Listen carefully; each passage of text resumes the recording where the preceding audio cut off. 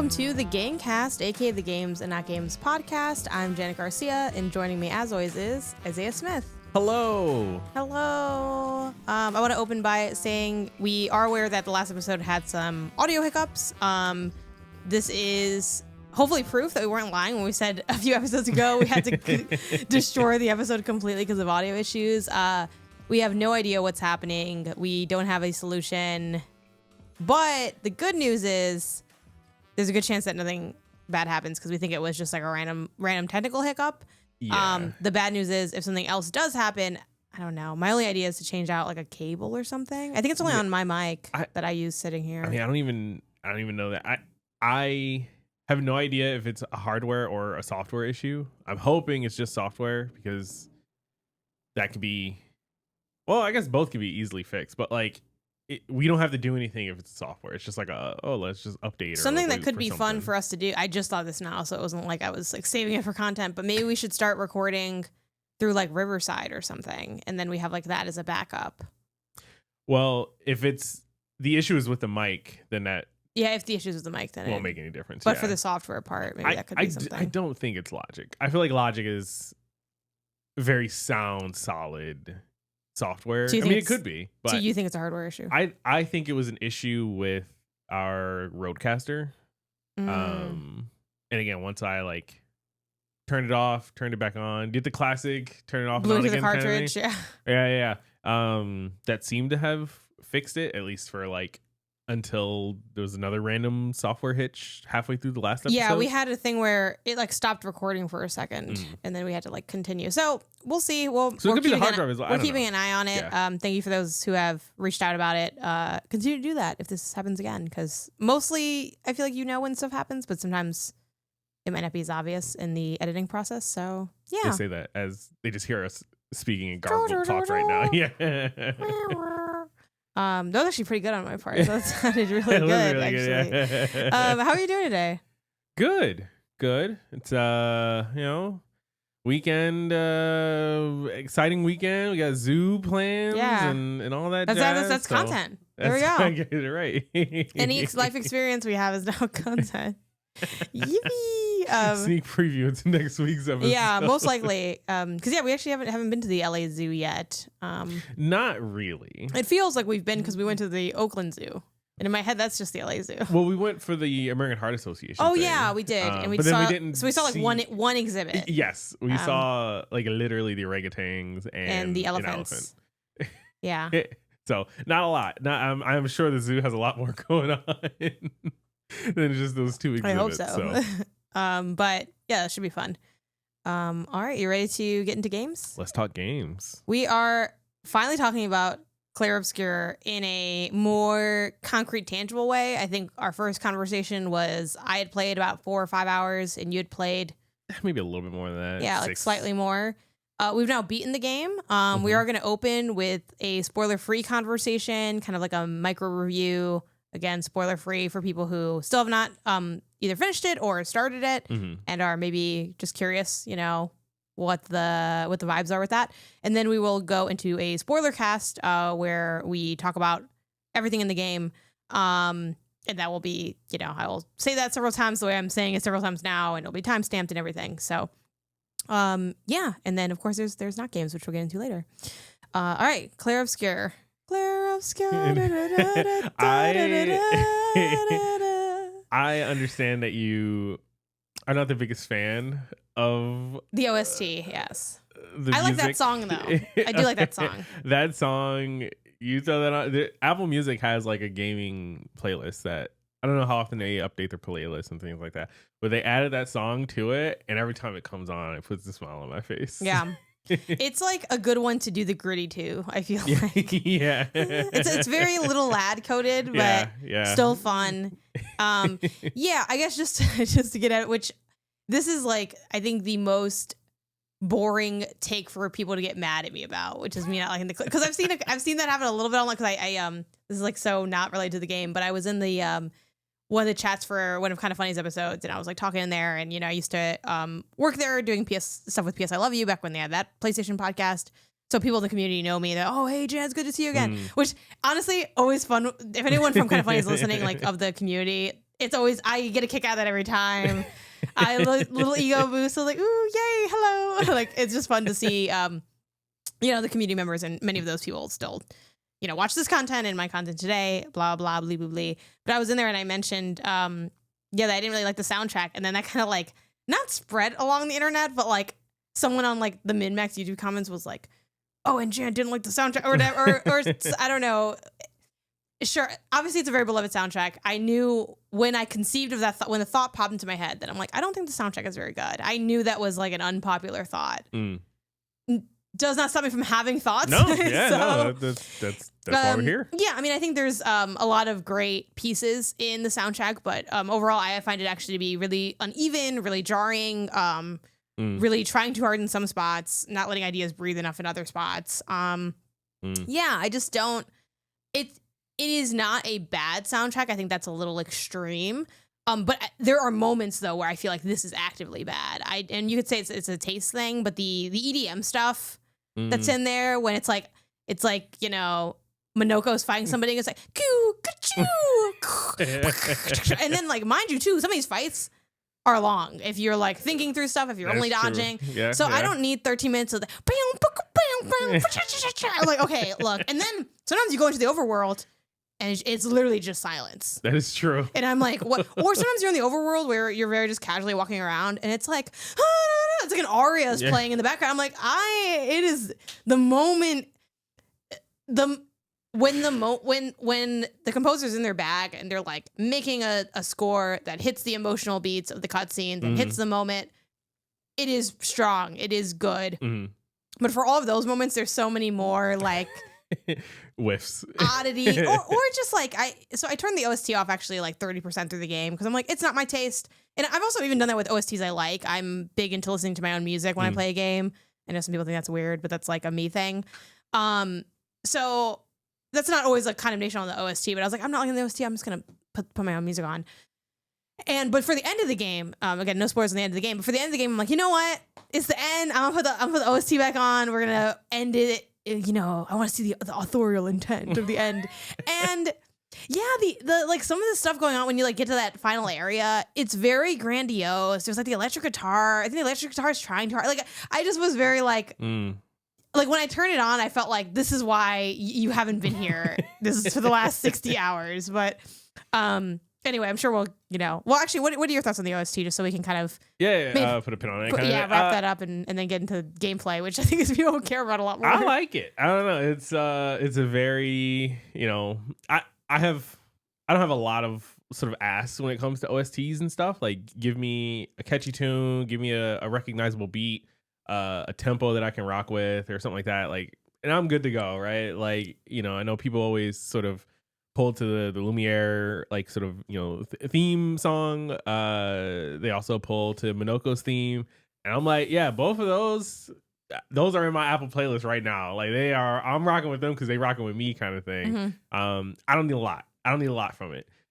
Give me energy. In worst case, chances are, you already know this about me, I am not a lyrics person when it comes to music. Like I listen to music with lyrics, but like very often the lyrics are in one ear and out the other, and I'm just like grooving with the beat and everything. So like as long as there's like a bass, something that I can again like musically, tempo-ly like latch onto, I'm gonna rock with it, and that's totally fine.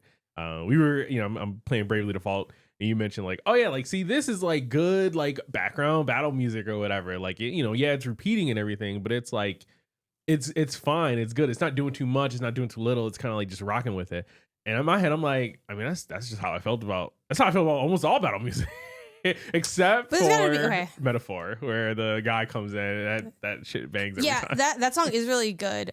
I will say the thing with Metaphor, it's like, I'm not done with Metaphor. I'm like very early. I'm hoping to see more differentiation, like more songs.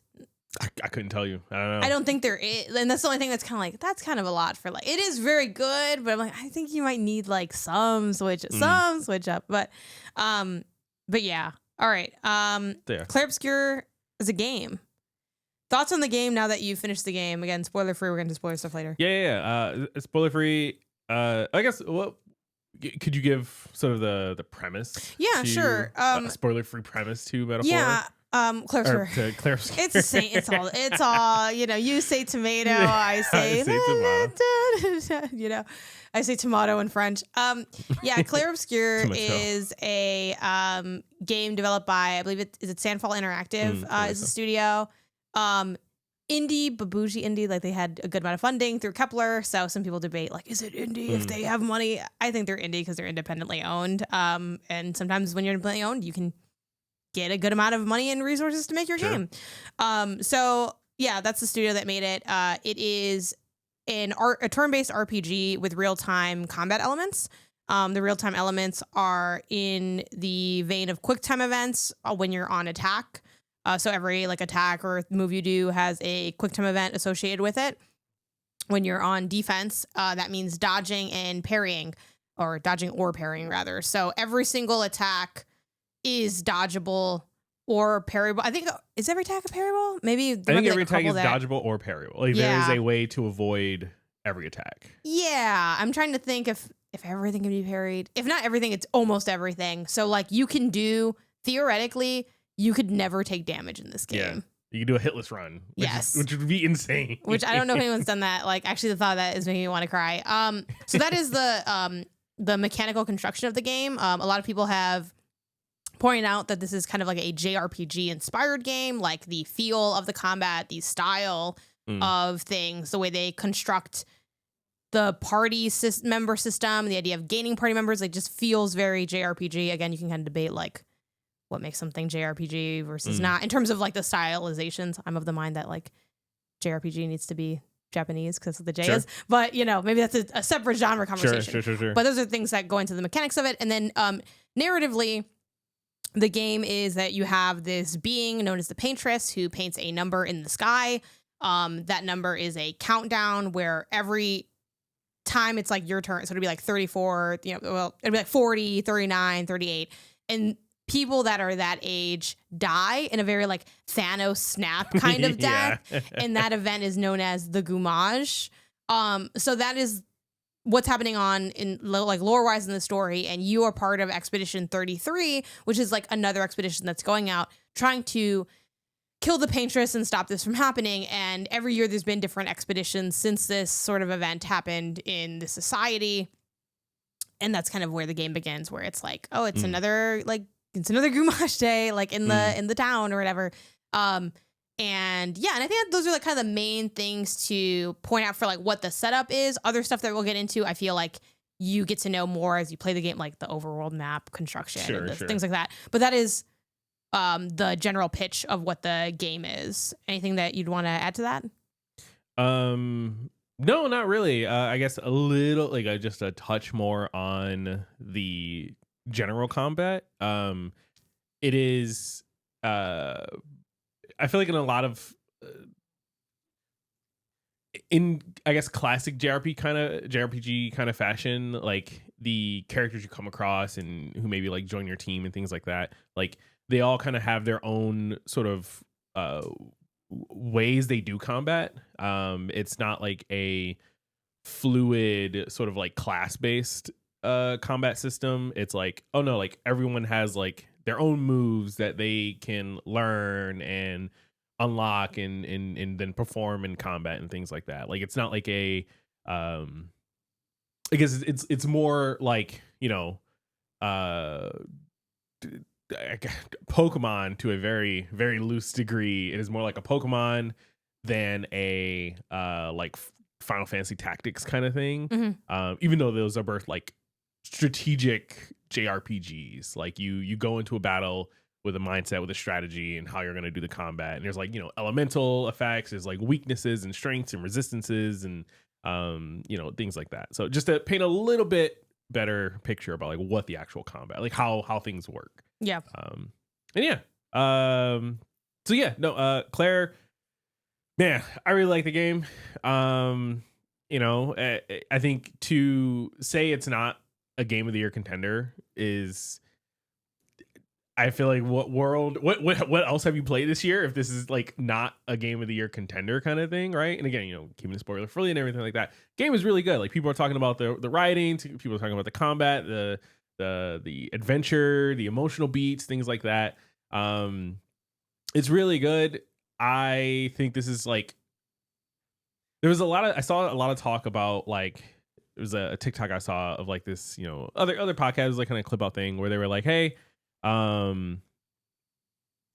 the people seem to have forgotten about like Split Fiction, and it's like, oh, Split Fiction's also like really good, right? Yeah. Like, you know, this and there, and I'm like, I don't think people forgot about Split Fiction. I think just Clair is just also a good game that came out, and now people are talking about it. I gotta be honest, I feel like I got about Split Fiction, but I think that's because you know, I think people were to say that and be like, oh no, but like, why is that? You know, and like for me, the reason is because like this game, like I love this game. I think it is really incredible. There are a lot of complaints I have, which I'm sure we're getting to in a little bit. But yeah, like I feel like the combat is so good in this game, and the story is really captivating, has like really nice emotional beats to it, and is overall intriguing. I think where the story ended up for me was not as high, like it hit its high point earlier for me personally than, you know, it did in terms of like how the plot moved along. So like when I felt like this game was like narratively at its best was like, you know, I don't know, like 1 or 2 acts in where I was like, whoa, what if this is how good it is now? And then like the other parts didn't hit as hard for me. But overall, I think as like a package, like it's still like really narratively intriguing. But yeah, this is a game where the combat is so good that I don't care about. I have so many like nitpick complaints that do wear on you as the hours go, where it's like, oh my God, I can't believe that this game's designed this way. It's so frustrating. But like, I don't care because that's how good the combat system is. It's also like a shockingly funny game. I think that's like an understated element of the like game. Unintentionally funny? Or no, it's totally intentional. I think it's very intentionally funny. Yes, these people I have been wanting to. Again, I mentioned I want to do more writing. I think one thing that would be great is to try to work on some pieces about this game, and maybe get some quotes from like the developers about like their perspective on making it and all that. But like, there's so many intentionally funny things about this game, and I think that's what helps make it like a good RPG. I grew up playing much shorter games. I talked to this many times. I grew up on platformers, some action adventure games. That's kind of like my core, you know, and a couple like fighting games, party games, sports games, stuff like that. So all those experiences are pretty like short. You know, it's either you play a game in Madden or you beat Super Mario Sunshine, you know, like so becoming like an adult and playing long games for the first time as an adult has been kind of a challenge, because I think at least like when you were a kid, it's like, well, you had like a lot of time, so it's like maybe that was easier to do. But like it even a game of any length really, because I'm playing so many games and I want to go through so many games and have those experiences, like I'm constantly hitting up that like how long to beat. Like I'll start a game and be like, how long is this? Like I'm like, oh, this is fun. Is it done? Like I just like and you know, people can see that as like a negative trait or not. That is just like a trait that I have. So it is rare for me to, one, want to be playing a long game, two, spend extra time in a long game. It's like, look, I'm trying to, you know, again, what do I always say? When the credits roll. So do I. Yes. When the credits roll, I roll. And with Clair Obscur, like this game is so incredible. Not only have I done just on the initial run most of the side content, but now that I've beaten it, I'm going back to get the platinum to clean up everything else, just to like have that full semi-completionist run. Obviously, like I guess like, you know, it's like I found every single like picto probably or whatever, which is one of the mechanics in the game. But yeah, like into the Split Fiction part that like you brought up from like this other podcast, it is a testament to how good this game is, that like this game has eclipsed everything for me. Blueprints threw that thing in the trash. Like, and I liked Blueprints a lot. I was having fun with Blueprints. I can go back to it. No, I do want to play it. I do want to finish playing it. But like, I just totally obliterated. And I was so locked in on Blueprints. I was really enjoying it. We were playing it like every night. And that was another like, wow, which is like, what a great year for games it's been, at least for my personal like tastes and sensibilities and stuff, where it's like, there's a game that I was so locked in on, which was Blueprints, also outside my genre Wheelhouse, which was really nice. And then Clair came and just destroyed everything, because like, I think and this is also why I hold back, like, well, not hold back, like I'm stopping myself from doing it, but this is why I don't like give very high praise to a lot of games. I think a lot of people can sometimes take that as like oh, you're so hard to please or whatever. And like a little bit, because I consume a lot of stuff. Like, Sure. I don't glaze all these games because I want to save it for like the games that really make an impact. And Clair is one where it's just like, you know, you're in the crowded bar of games, and Clair is the only one I see because that's how like strong it is. But I guess like I don't know. I guess we should get into maybe like more specifics of what makes the game special. I can talk more to the humor and things, but I guess before I get into like maybe like the humor and we like unpack more of the combat, what are some like the standout parts of this game to you that like made it a highlight?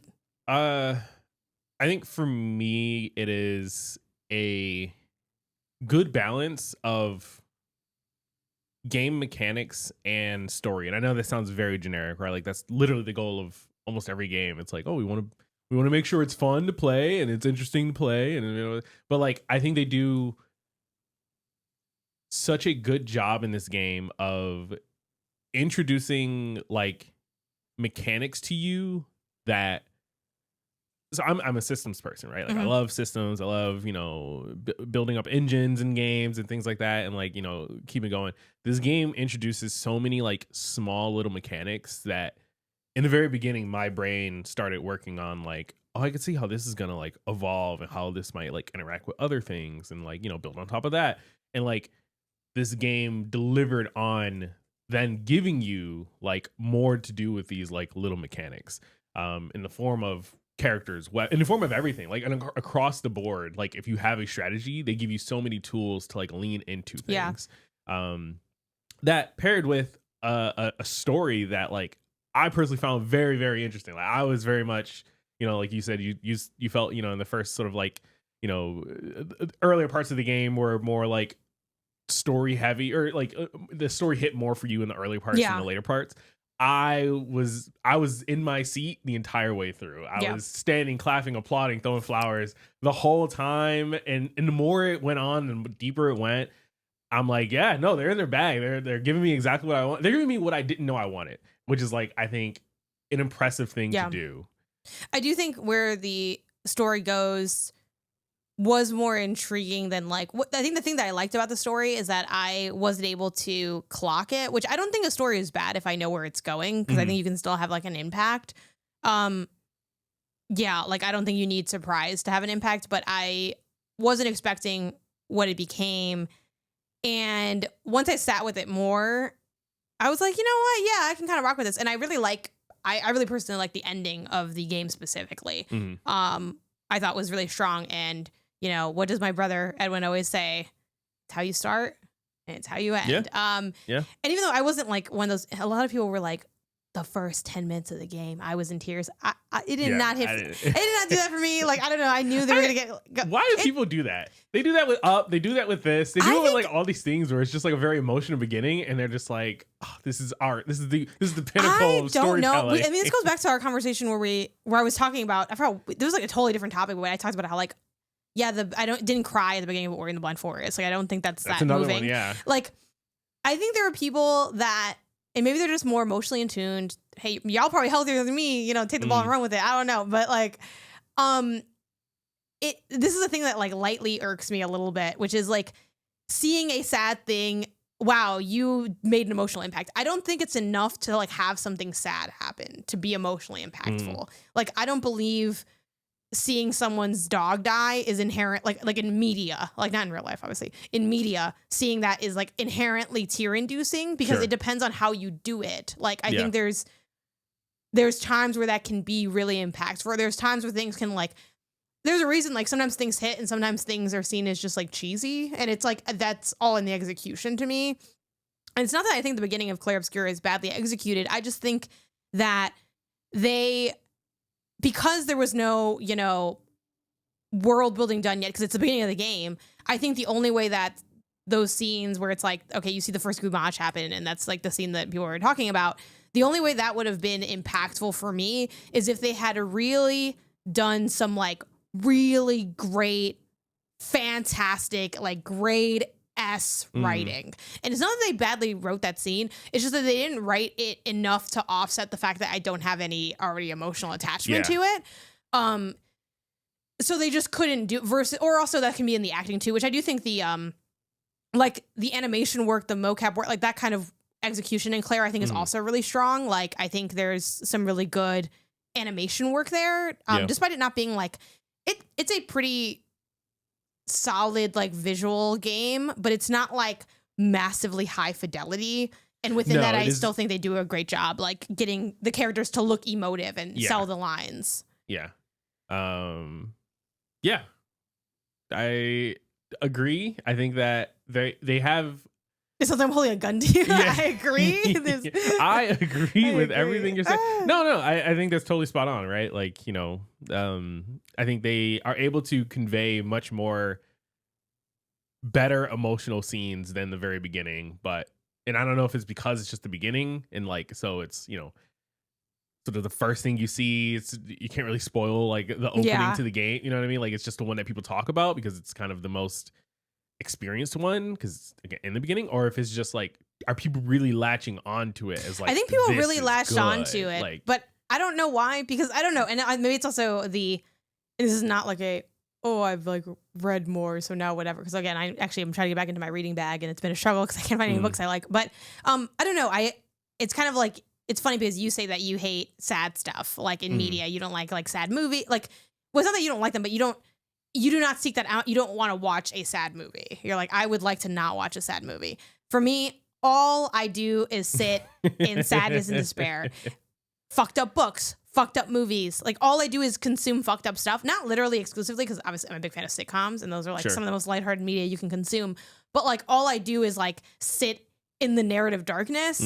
So it's like, oh, this isn't really. And I don't know if that's part of why I'm not like, oh my God, Gustav's girlfriend, who's actually his ex anyway. Like that, like, you know what I mean? I was like, I think that's the other thing too. I was caught up in like the fuckboy of it all, where I was like, oh, he's sad that his ex is dying. Like, I don't know. I wasn't that moved by it. But you mentioned systems. This is a little bit of a big ask for you, but I think you're a good one to lead us into this. Can you explain more of how like the combat works in terms of the systems? Because I think a big part of this game is like the pictos.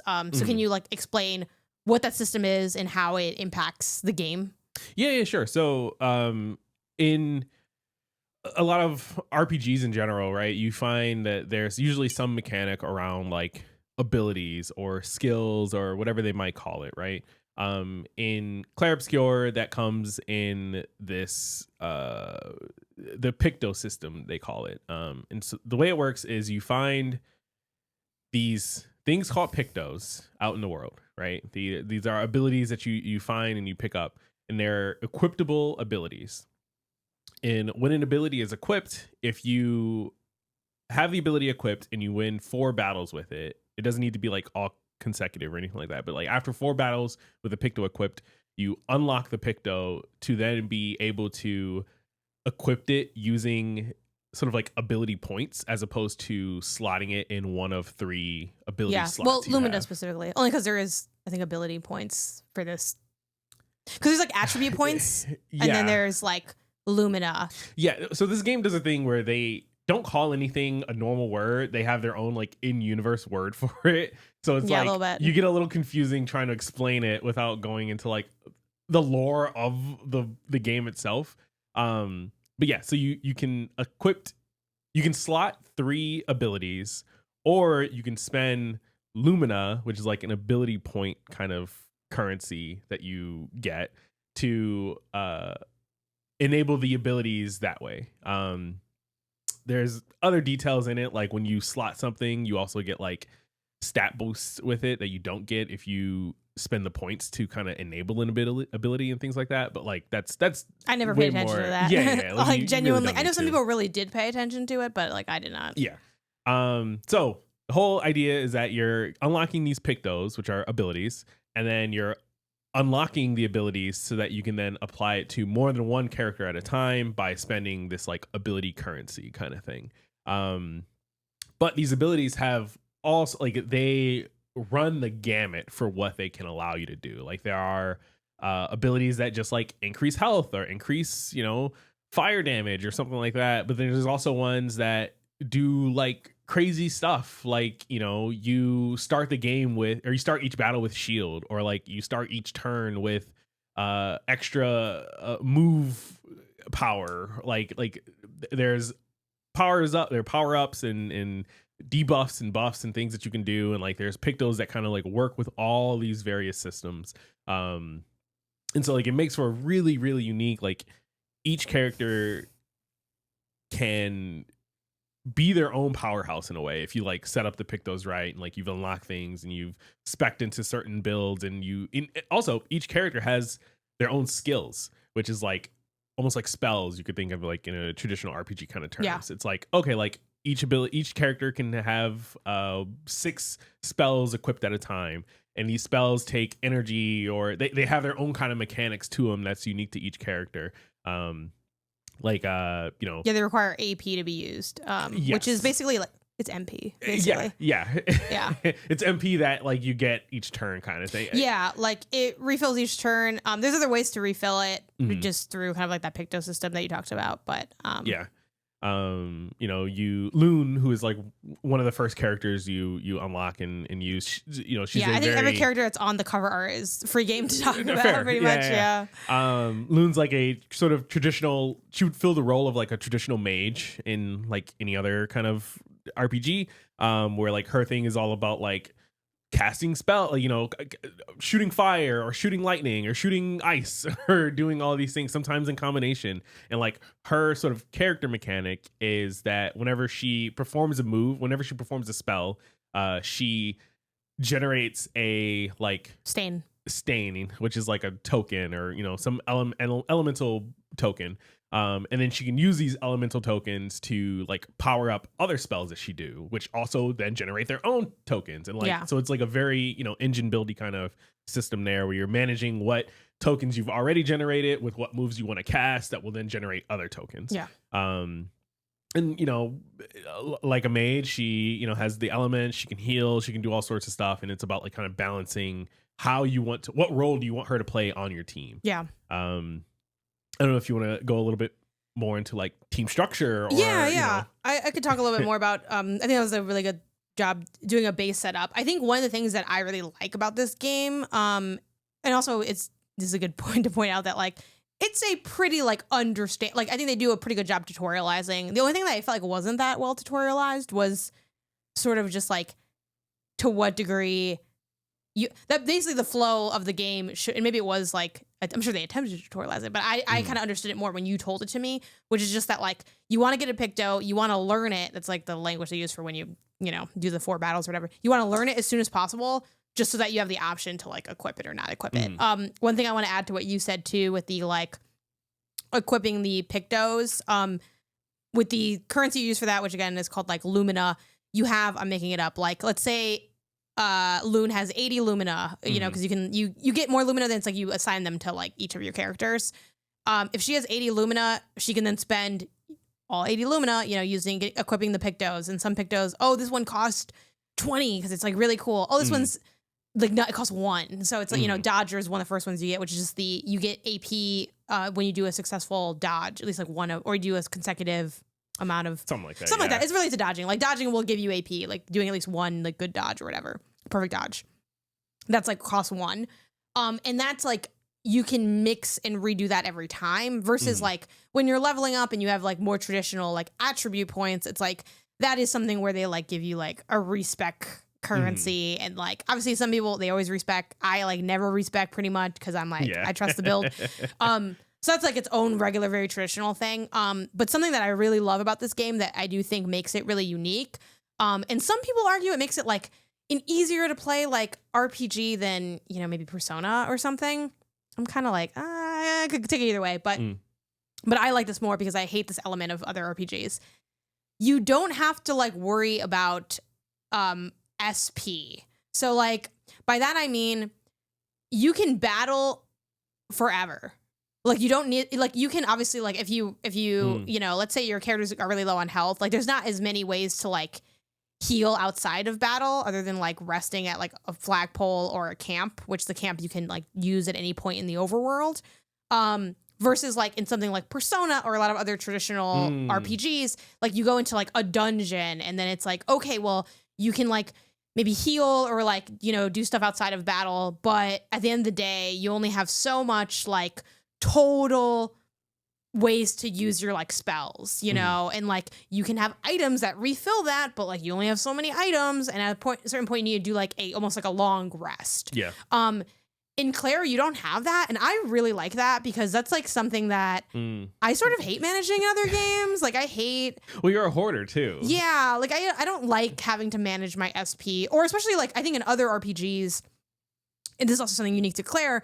I feel like every character in Clair is exciting, and in other RPGs, it kind of feels like there are those battles where it's like, well, we're fighting the fire enemies, so obviously, like, the ice girl is going to be doing most of her stuff, and I'm just going to be spending, you know, and then I feel like in other RPGs, I end up with these really, like, uneven moments where, like, especially freaking Persona 5 is, like, notorious for this, in my opinion. In that game, like, Joker has kind of everything. And everyone else is, like, they have one role, and Joker has, like, any role. So, like, he's often, like, you know, spending the most SP, and then it's just kind of, like, then it's like, well, do I want to like do my long rest? There's only one guy. That's sort of whatever.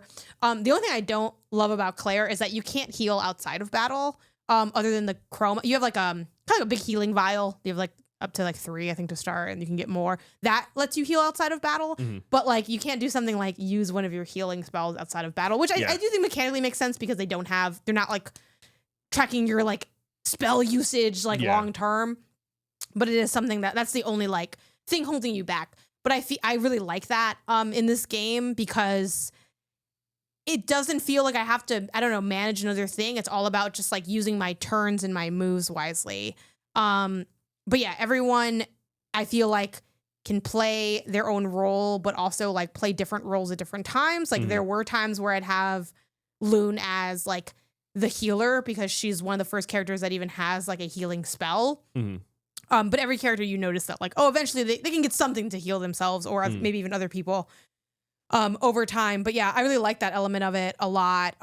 And to add to what you said about the combat, a lot of characters, maybe in a way, not all, I guess, but a lot of the characters have some version of like building something and consuming something. I noticed is like a big mechanical trope in the game. And when I noticed it, I was almost like, well, like, okay, so that's the whole game. But then I was like, that's the whole game. It's really exciting. It's so fun. So like with Loon, you know, to kind of be more specific on what the things you were bringing up, it's like, let's say she had like 3 fire stains. You can have up to 4 stains like in your little wheel.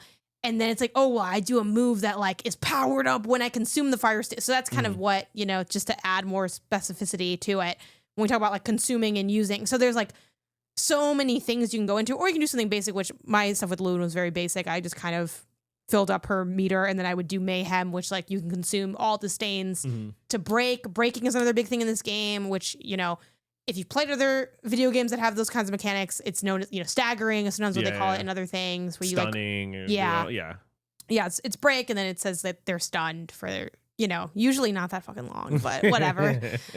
But then there's also moves you have that can like, can extend break. So then maybe you're like messing around with all of that. I think one of the other things I really loved about the combat of this game is I was shocked by how I found new characters to like be obsessed with. I think a lot of times in other party-based games, it's like, we all have that one person where it's like, this person's whack. It's like, I don't really like this person. And obviously, again, it's going to be like a play style thing. But despite having like, I feel like I have a very different play style than you, and you know, you have a different one than like whoever. I feel like there aren't any whack characters. Like, I think if you think there's a whack character, you probably just don't know how to use them. Because all of them are like really good. Like, I don't know. And they all have similar, because they all are not, again, they don't all use a build something, consume something, but a lot of them do. CL is another like pretty early, you know, cover of the game character that you get, who has like the card system of like you apply Foretell and then you can consume it. So it's like, okay, cool. Like everyone's kind of doing similar-ish stuff. So it's really easy to learn new characters for that reason. And then I think the game also does a great job at being very restrained on forcing you to use other characters. Like I think there's only one moment in the whole game where they like force your party to be a certain configuration, where it's like the classic like the group separated. Now we have Yeah, these two and yeah. these two.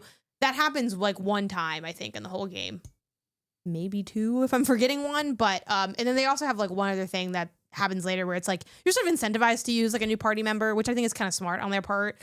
But other than that, like there's not really a, and now we're making you hang out with this person. And I think that's them clearly having faith in the systems that they made, where it's like it, and also like that's also so impressive that there's not like wildly obvious or wildly forced moments. Like one thing I don't like about a lot of RPGs is that it does feel like you're playing who you're battling in a really specific way, where it's like, okay, this is obviously like, okay, I need someone who's gonna be they're weak to nuclear attacks, and then I'm gonna have to spec into nuclear. Like I don't, with some exceptions, and it also depends on how you play it. You go into respecking and going wild all the time to have like the most efficient thing ever.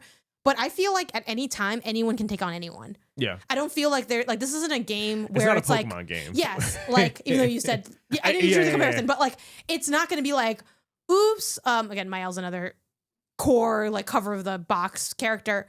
Oh my god, I'm fighting Schmitty and I have Mael. Well, obviously I can't win because Mael is weak to Schmitty's laser eyes. You know, it's like there isn't that kind of thing. And like when I first started playing it, I was sort of like, oh man, because there's strengths and weaknesses to like the enemies and stuff. I'm like, they don't display that anywhere. You can't learn that. That's like so dumb. I hate that. And then as I played more, I was like, yeah, you don't need that. You really don't need it. And I think it could be distracting into like, I think that is an example of a design decision that feels a little like, really? But makes sense for the game, because I think if they surface that, it would be almost telling you as a player that like you need to configure for that and you don't. Sure. And I think that's actually like a smart kind of change they did, but that was something that kind of like when I first started playing, I was like, really? You don't have a way for me to like know these weaknesses and stuff? But yeah, I guess are there other things that you want to speak to with the combat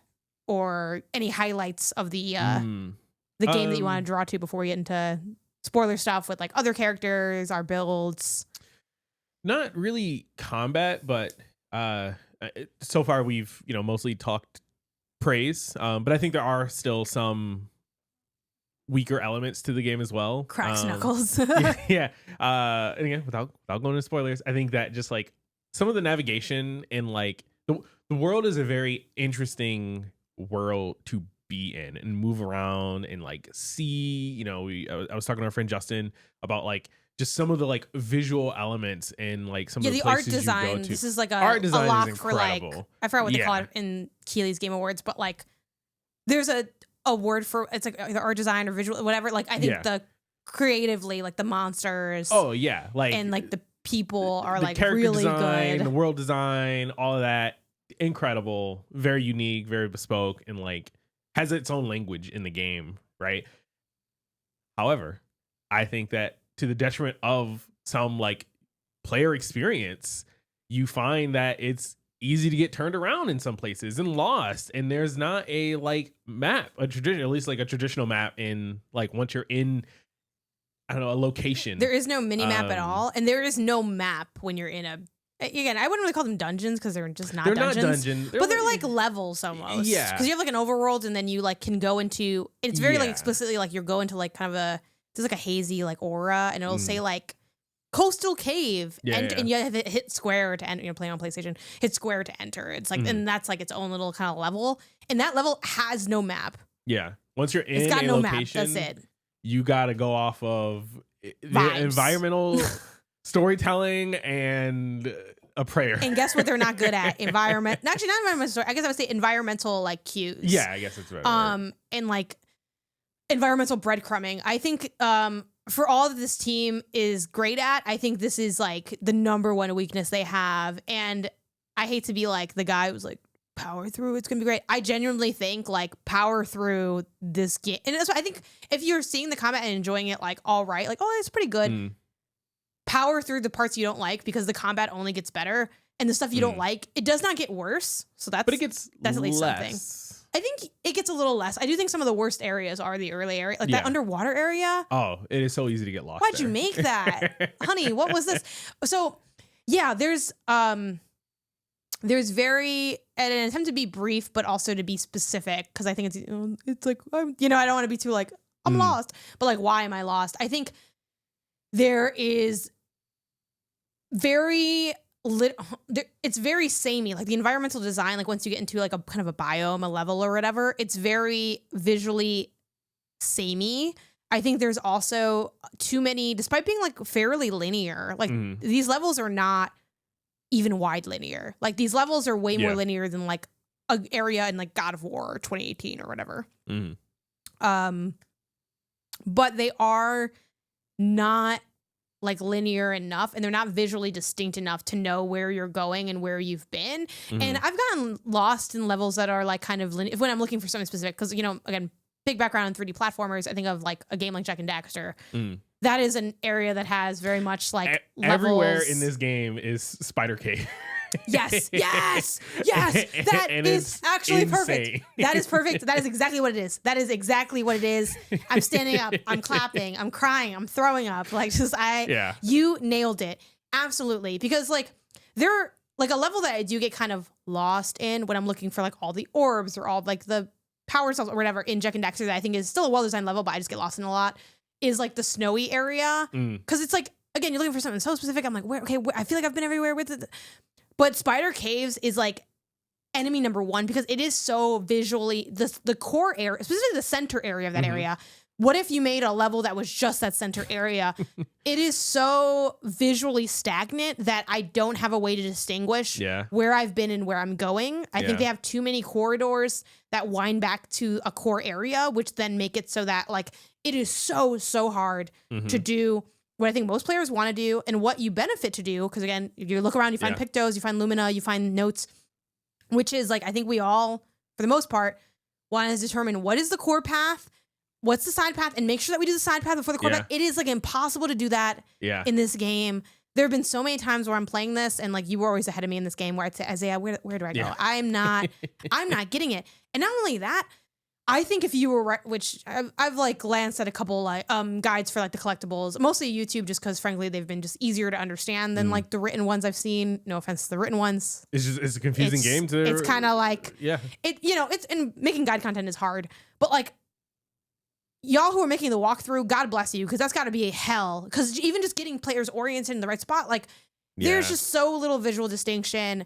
And I think even the stuff they do that's good with some of the telegraphing can backfire. Like one of the early telegraphing bits is like, follow the lights. But if you get turned around, the lights go in both directions. It's not like they're pointing in any way. And this is a game that does utilize, plenty of, I think, very, for players, clockable telegraphing, which like, we all know of the complaint, the yellow paint or whatever. Like they have white paint. It's the same concept, which I'm never going to be against the yellow paint. Like I got to be honest with y'all. Like I don't got no problem with yellow paint. So they have like stuff like, white paint on certain parts. And like, there are some attempts and sometimes they're successful in that. But yeah, there are too many times where, again, too visually same, too many winding corridors. And again, the lack of minimap, the lack of audio barks really hurts this game as well. I think there's definitely times where like I clearly don't know where to go, don't know what to do, don't know what's happening. There's also no like objectives or sub-objectives listed in the game. There's no like quest tracking in the game either. So there's a lot of like lack of information in the game that I think is at the detriment of like you exploring it more easily and wanting to engage with it on a deeper level. There's like there came like a part in the game where I'm like, okay, I want to do some cleanup before I like go to the next area. Where is that one place that had the cave where it like the walls closed in? I don't know. I'd have to just go like, and I know people that have played this game and like written down notes, and I think that definitely is a solution.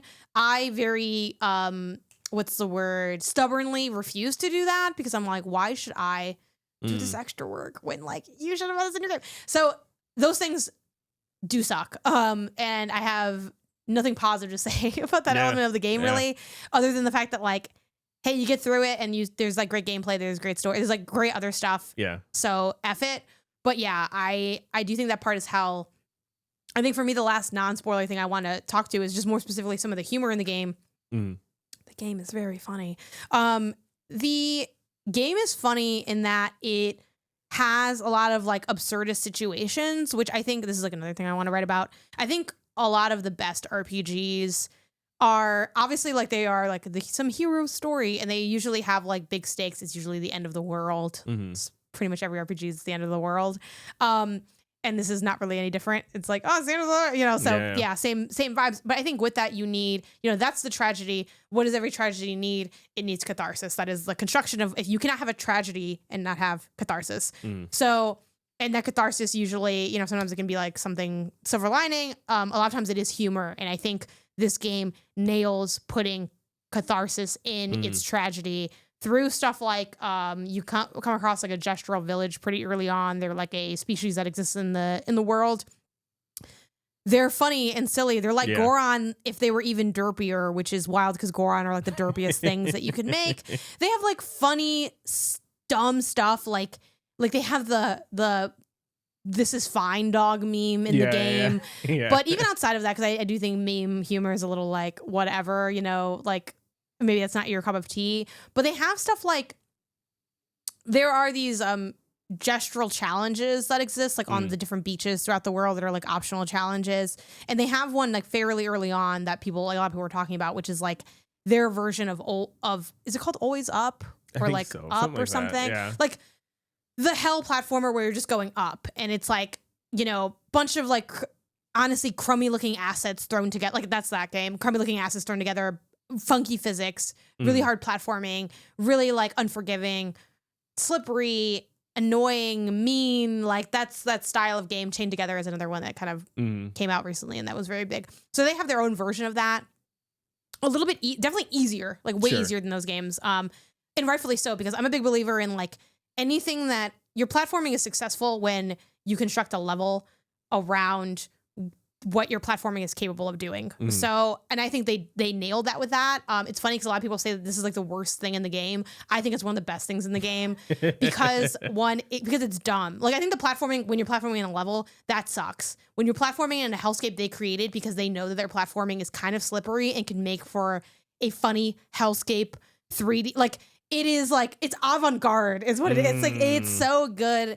And that stuff's funny. Their gestural challenges are funny because they like sort of add absurdity to the mechanics they already made, and they make you do dumb things that are hard. It feels very like PSP Daxter mini games. And but also like another thing that I want to shout out for like a specific example on how this game is funny is there is a combat challenge that exists that's like, there's a lot of combat challenges, and it's like pretty hard, and when you finish it, like you can talk to like, there's like an NPC near it, and you can talk to them again. They have like new dialogue, and they're like, "Oh, did you have fun?" And the episodes are yes or no, and I said no, and they said, I screenshot it. I wish I had the exact language. They said, "No, I know you had fun," and it's like that's fucking hilarious. Like that's so funny, and like there's so many times where the game throws something really absurd, or they're being like little shits. Like the designers were like little shits, and they're standing in the back and they're giggling, and you can see them like giggling,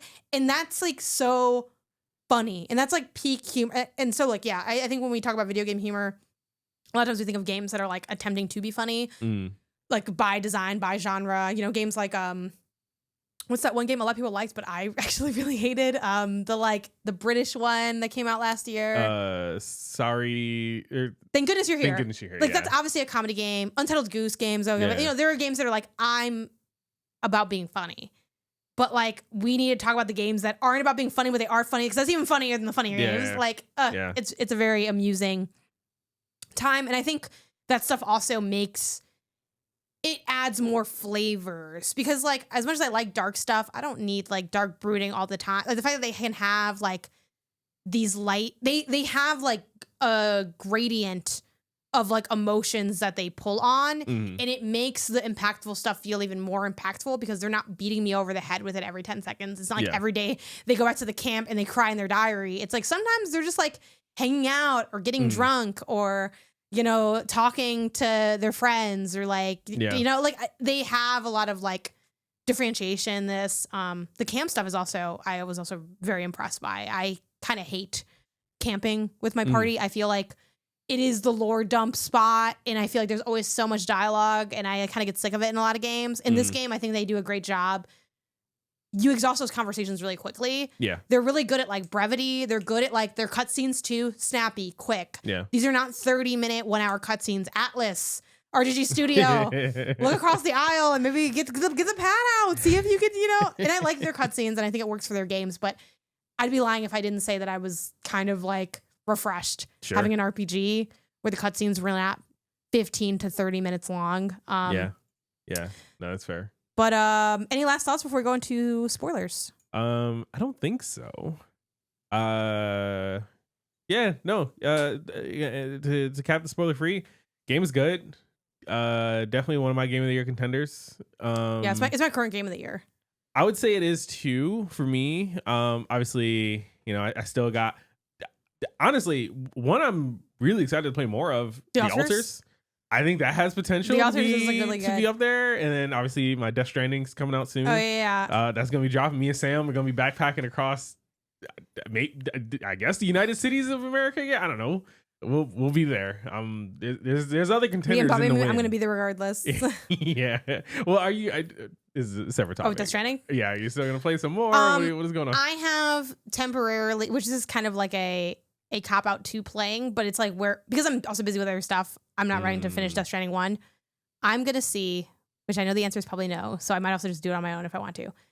But Chia from Remap, they are playing Death Stranding 1 because they started it, but then they're like, let me restart it or whatever. And I said, if you catch up to where I am, I will finish the game. But they notoriously don't play like a lot of games. Like don't finish a lot of games. They play a lot of games. It's kind of like a meme on Remap that like, oh, Chia, like, where's her top 10 list? It's like, oh, like I haven't finished half the thing, so it's that's kind of like where I've landed with it. I also might just go back on my own accord without Chia if I need to, which I likely would need to.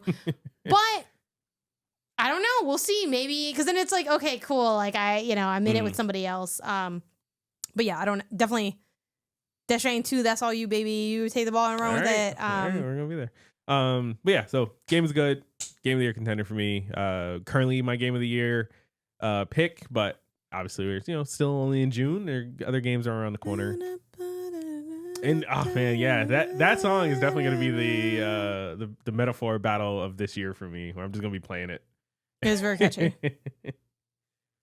Should we get spoilers? Yeah, let's do some spoilers. All right, we're now starting the spoiler talk. Again, it'll be timestamped and everything like that. But if you don't want to hear any spoilers for story, combat, mechanics, abilities, things like that, beyond just like the superficial, high level stuff that we talked about in the spoiler free section, now's your time to skip forward. All right, spoilers. Let's get into my boy Verso. Let's go. Let's go. Yeah, how do you feel about the fact that they kill off the main character? I'm clapping. I'm clapping. I'm standing. I'm clapping. Game, I love that. I love that. And I spent the whole game afraid that they were going to resurrect him because I'm like, don't be a coward. You did something really cool. Like I love that. Again, I am into the dark brooding stuff. So I thought it was really shocking, really moving. And it led to like what my favorite scene in the game was, which was Mael going to like his grave, which I'm getting like just choked up thinking about it. I think that scene is like so well executed, so like beautiful, and like it was like so easy to like for me to like emotionally impose myself onto Mael. I also love with this game that like from probably the first 30 minutes of this game, maybe not 30 because I think it takes you longer to find Mael in the game. I was like, Mael is my girl. This is like both mechanically and also just like she's like just this cool young girl. She's the youngest in the crew. I think she's like 17 or 16 or something. And something about her like I found very like I felt very like drawn to her as a character. She has like her brother Gustav. Like I have my older brother. Like there's like that element of it, but also she's like great in that I don't know. We don't see. Obviously, there are games about like teens, like Persona is like always about high school kids. But I think she's like so cool in that she is like pretty mature for her age. So like she's not exactly, but she's also not like a tryhard. Like sure. And I don't know, like I think they just capture her really well, where she's like She has her motivations. She's like, I don't want to stay here and just wait to die. I want to be out there doing something. I want to roll with my brother and his crew. And it also just makes sense for her character with like her backstory of like kind of being on her own and like an orphan really young. And yeah, like I'm like, this is Mael's game. Like I had been saying it since like before even Gustav died. I think I was like, this is Mael's game. I was like, Gustav. Also, I think the thing that's funny too. Ain't nothing wrong with Gustav. Ain't nothing wrong with Gustav. But I was kind of like, he kind of always read a little boring to me. He kind of was like, he kind of felt a little vanilla. I was still like moved by his death. Like it was a moving scene and, you know, a shocking scene and all of that. But it was like, we ain't lose a beat losing Gustav. We just kept, and then also I think it was really funny. Now this is unintentionally funny on the game's part that like they gave us legally distinct Gustav. I was like, Gustav Doom is like Verso. Yeah. Oh yeah. No, they swap him out pretty literally. Genuinely, I don't even like, remember Gustav's moves. I could not tell you what he was doing. I guess, and I think it was executed pretty well the way they did it too, where like, and I'm a little bit curious in the New Game Plus if there's something to this, where like when you first start playing and like you see the characters like ability maps kind of thing, there's like things locked off for Gustav. Yeah. That implies you'll just unlock it later with like a power up or something like that. And it's like, oh no, he just dies. And you just never know what those squares open up to. And I wonder if in New Game Plus, do you like eventually get those then? Like, because when Gustav dies and you get Verso, which kind of like replaces his role in the team, the abilities and things that you've invested into Gustav just transfer over to Verso. Which I'm like, thank God, because I'm like, I spent all this stuff. Yeah, no, that would be a huge miss on their part if they didn't do that. But now I'm wondering, like, okay, now that I've done more with Gustav and I go to New Game Plus, or now I've done more with Verso and I go to New Game Plus, like, does Gustav now benefit from Verso's hard work and stuff like that? So, something to maybe, I don't know, boot up again and check out at some point. I also want to know, I have so many questions for these developers. I want to know about thorough intent in having Verso unlock Gustav's haircut. I feel like that was crazy. I think they're like insane for that. I think that was the fact that you can so vicious. Wear Renoir's outfit with Gustav's haircut is like yeah. Well, the Renoir's outfit makes sense because it's like kind of like you defeat. I forgot if you get that when you defeat him or what, but like it's like that doesn't like shock me. The like, damn, not the dead brother's haircut. Like, oh my God, that's wild. But yeah, I liked it. What about you? Were you like, how did you feel about that death?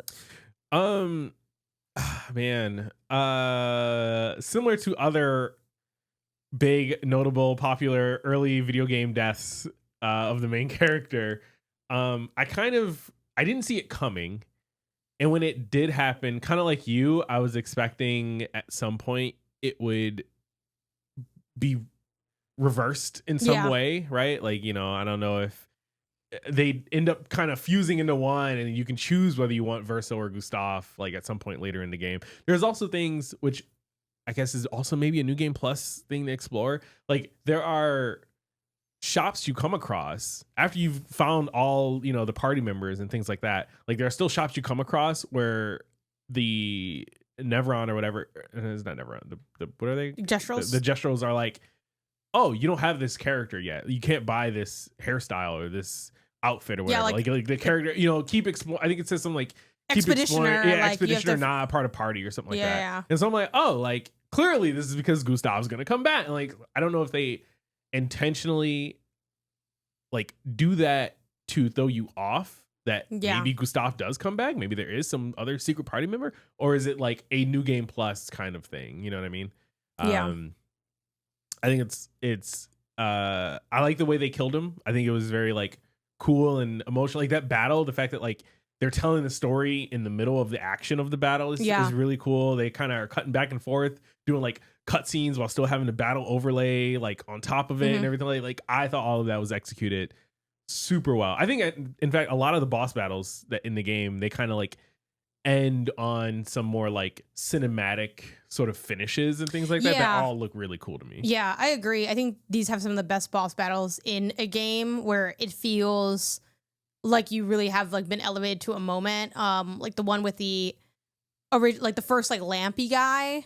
Like that was like a big deal. Like, and I think they do phases really well. Where like after like the first like 2 of those, I kind of started to clock. Okay, well, obviously, if I don't see like the end battle screen, that means it's probably another phase. But outside of like clocking that, it was that like, oh my god, like because a lot of times like when you, especially because for the most part, there's not really like by the end of the game, there are very easy ways to like be over leveled. Like I was way over leveled for the end fight, and I didn't care because I've been busting my ass to get leveled this high. I don't mind. I don't need this to be a big fight. I've had so many big fights that like I don't need more big fights. But when you're playing the game just like kind of regularly through, you're probably like kind of at level. I think it's also another interesting choice that this game does not have explicit like level suggestions. I think is also kind of smart design on their part because I think it sort of frees you up from, I think a lot of this game is sort of breaking you free of the shackles of the traditional RPG format. And it's not like it's like a totally different like conceived game. Like you played an RPG, you know how to play Clair Obscur, but like, you know, it's not like, oh, well, let me grind to this thing. You kind of have to just sense some stuff. The closest they get is there's like areas where it'll say danger if you're like under leveled, but that's like it. And those are usually optional anyway. But yeah, like the fight against that lamp guy was really cool. The one where I think it's like, I forgot what creature it is, but he's really tall. The one that like you do in like the pool of blood was also very cool. Doing the pool of blood. Yeah, you like end up falling down into like a pit. Yeah, the dualist. And you fall into a pit and the pit is like, there's like a bunch of blood just around you. Yeah. That fight is like really cool. Yeah, like it's just like a lot of like badass stuff. It's just like a lot of what do you put this game on the sweetometer? Oh, this game is very sweet. This game is very high up on the sweetometer. It's like at least like an 8 or 9 on the sweetometer. You know what I mean? Like there's very little, there's something very, we kind of talked about it a little bit earlier with like the mechanics and engine building and things like that. And like, you know, sort of strategies you want to spec into. There's something very satisfying about having an idea for a strategy, executing it, and then seeing it pay out. Yeah. Which is like, oh, I'm going to do this thing. I'm going to throw like 50 fire on this enemy. And then I'm going to go to this person and then consume that fire to do extra damage and like having that play out. Oh, it feels so sweet. Yeah. And I think one thing I really love about this game with the combat is, which I guess we could have talked about before because it's not really a spoiler, but like you come across these pictos and the pictos are so incredible. Like they are the core of what makes this game special because they will either enhance your strategy or make you think of a new strategy. Yeah. And I think it's really rare for like a game to be able to shake up strategy in a way that this game can, where it's fun, where it doesn't feel like you're being punished. Like, I don't feel like the game takes away like, you can't use your old strategy. Yeah. The closest I felt to that was there was I'm trying to think of this kind of the specifics of what I was going through at the time. There's like a time where you hit enemies that have like a lot of shields. And I think like some of that can kind of like throw a wrinkle. I think it's like, or, you know, you meet an enemy that like absorbs fire and you have like a build that's spec'd around fire. There are a couple times where you might feel like, maybe I gotta like kind of switch things up, but it's rare. Usually I felt like I could do anything that I was already doing. And yeah, like the stuff they give you is like an introduction to new stuff. Like it was really cool getting to like use Minoko for the first time. And one, I think it's really smart that they have like that incentive of like, okay, well, you're going to want to use Minoko because you want to collect these Neveron feet, which gives him his abilities. AKA like you fight Neverons and then you get like an ability from them, which is also really cool. It's like another favorite. Like I'm a big fan of transformation in games, and like he's a big transforming character where like he'll like he'll like look like the Neveron and then do his attack, which is really fun. But I really loved I think this game also does a really good job at highlighting weapons in a way that a lot of RPGs fail to successfully do for me. Like I think there's attempts but like I had to be explicitly taught by, I think, you or somebody that like for Final Fantasy, or maybe I actually taught you, I don't remember, but like for Final Fantasy, like you want to master the weapon and then you can, and that's kind of their version of like, I know they're older than this game, but you know what I mean? Like that's their version of like kind of the Picto learning, whatever. But I never really like, a lot of games, like they'll have weapons that do certain things, but I rarely feel incentivized to like, well, if I scale that weapon up, because I don't think the game is constructed in a way that makes it helpful to do that. Sure. This game does a great job at carrying weapons with you because you can like get the same weapon again, and if it's higher than the one you have, it replaces it. And then there's also just like the weapons just do wildly different things because the weapons directly engage with again, we're just gonna use spells because it's easiest to understand. Because even though a lot of people listening already beat the game, I know there'll be some people like, I'm not gonna play it, I just want to listen to it. So sure. And maybe you will decide, damn, I shouldn't have heard this because I think it sounds really cool. But like with Minoko specifically, there was like one weapon where it's like I'm making it up, it's like extra damage if you do like he has like a weapon wheel that spins and it's like different colors of like different fucking different spells and shit. And it'll be like, okay, if you use a spell that's like what the wheel is on, it does like extra damage or maybe extra break, something like that. So like I leaned into that because like I decided I'm only using what the wheel allows me to use, which is not like how you played. You played more like whatever made sense at the time. I'm like, no, if it's not on the wheel, I'm not fucking using it. And if that means I don't really get a turn, I don't give a fuck. I'm not doing that. I'm maxing my points on Minoko. So I first had that. Then I got one where it was like when you shoot your gun, like it's not really a gun, but when you shoot, like the wheel turns. Oh, this is perfect for me and then like you can start to kind of see that like where, okay, maybe I'm going to try to spec into with Minoko. I want extra maybe like shots to be able to like fire it off. Or I know I'm going to be shooting more with Minoko. So now I'm going to do like breaking shots or burning shots. And then boom, that's how like a strat can start to form. Yeah. Then eventually I got one where like, I forgot which one I landed on for a long time. But now that I have like the nuclear build, I put him back on the shoot to spin because now I always shoot to land on the purple one to do... the breaking. I call it bonk. Monsieur Bonk, but it's called like Ramus something Bonk. But that if I use that when it's on the purple and I use that move, it fills the break meter 20% guaranteed automatically every time. Yeah. So I'm like, cool. Well, like as a fail safe, like he'll be breaking. That's like his thing. So like that stuff is so cool and like rare to even be able to swap between stuff. Like it's rare to be able to like bring in new party where it's like, okay, I have like my team. I don't need anybody else. Yeah. Then you like meet somebody and you're like, actually, you're going to be like the perfect like hitter here or whatever. And then just like wild stuff that like is in this game. Like really early on, you do a duel against, I forget if it is against like what's her face or if it's somebody else. It's in the Justral Village to get like that weapon. And I did that duel with Mael. It's just like a tournament. Yeah. It's a tournament. I did the tournament with Mael because I love Mael. Yeah, man, that was crazy. Like Mael was my favorite character, still is. Like love Mael. She's my girl, the homie, whatever. And I loved her abilities too. So like I was big onto like, oh yeah, you gotta go into virtuoso stand, whatever. And I got this weapon as like my prize. And I didn't know this going in because I just was just playing the game. The weapon you get is like for that character. And it's like one of the only places to get the weapon. It's not the only place because we learned later that you can go back and like fight the Gestural Chief. Yeah, and like if you beat her with like a character, then you can get that weapon, which is also really cool. The game has that. But I got the Medallium, I think is what it's called. Something like that, yeah. And it starts you in virtuoso stance. I used that weapon the entire game. It was by far my favorite weapon. And like, it was the best weapon. And I would like turn to you about like, oh, like what are you using? What's your strat? Like, we'd like share strats.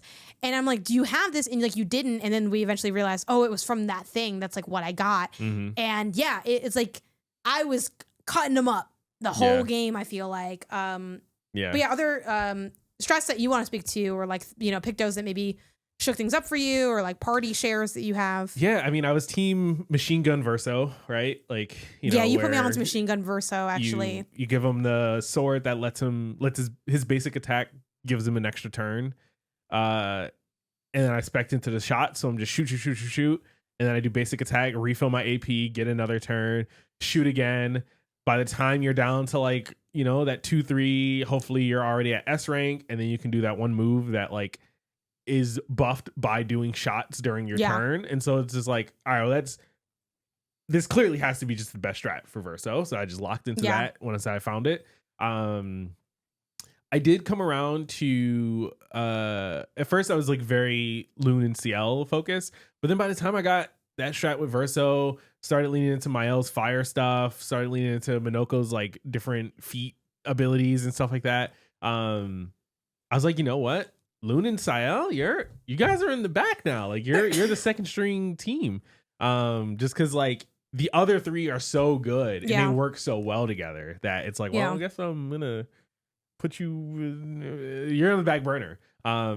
Eventually though, kind of like once I got to like the Simon battle, which I know you're still not at, you haven't done yet. I was like, you know what, could I do this? Probably, right? You know, I could probably like learn the move set and learn to parry and dodge and do this and do that. I don't want to.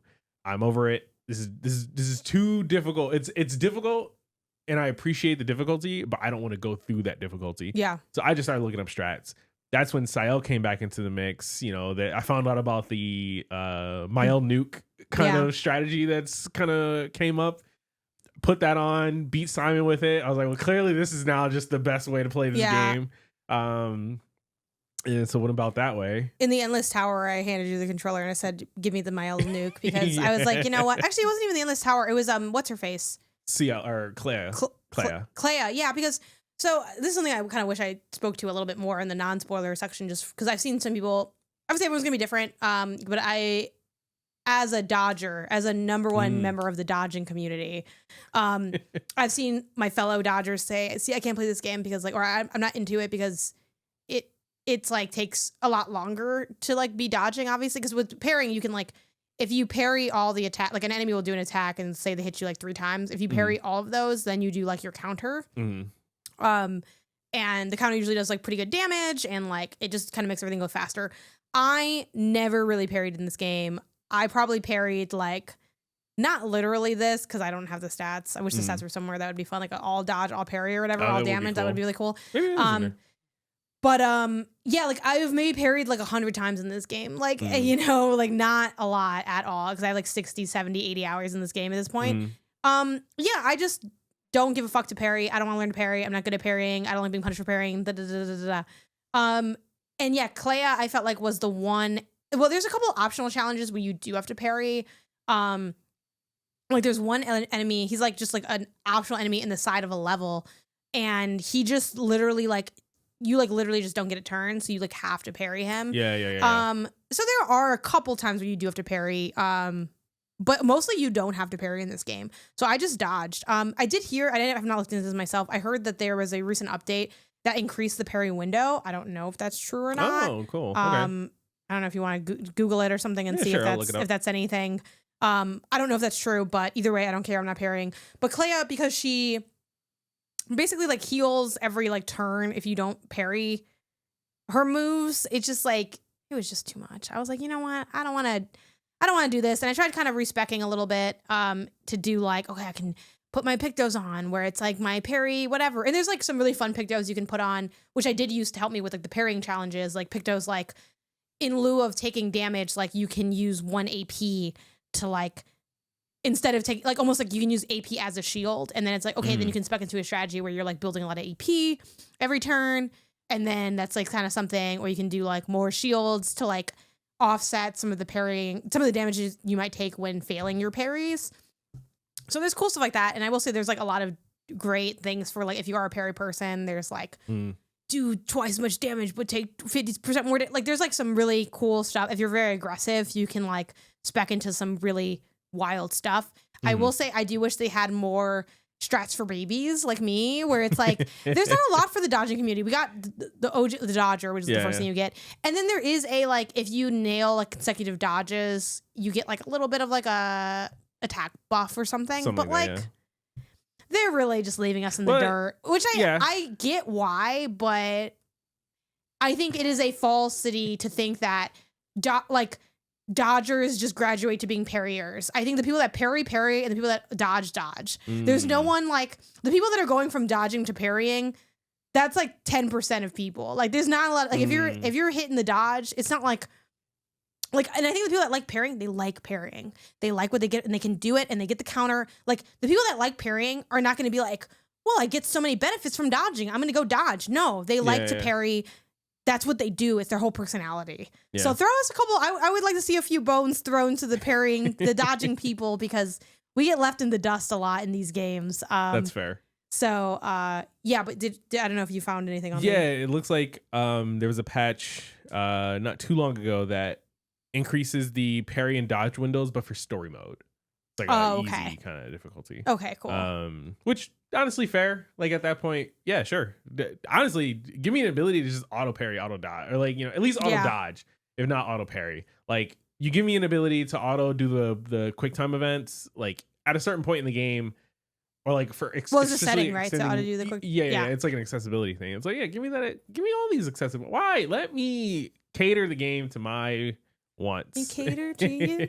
Or even like I think it'd be fun to have a potentially like a dodge parry at auto maybe, and then it auto does but isn't guaranteed to hit. I think that could also be something really fun just for people that don't want to like almost like you roll to like see if you dodge, almost like not like a tactical response thing, but like an odds thing. Sure, that could be kind of fun. Something like that, sure, I can see that.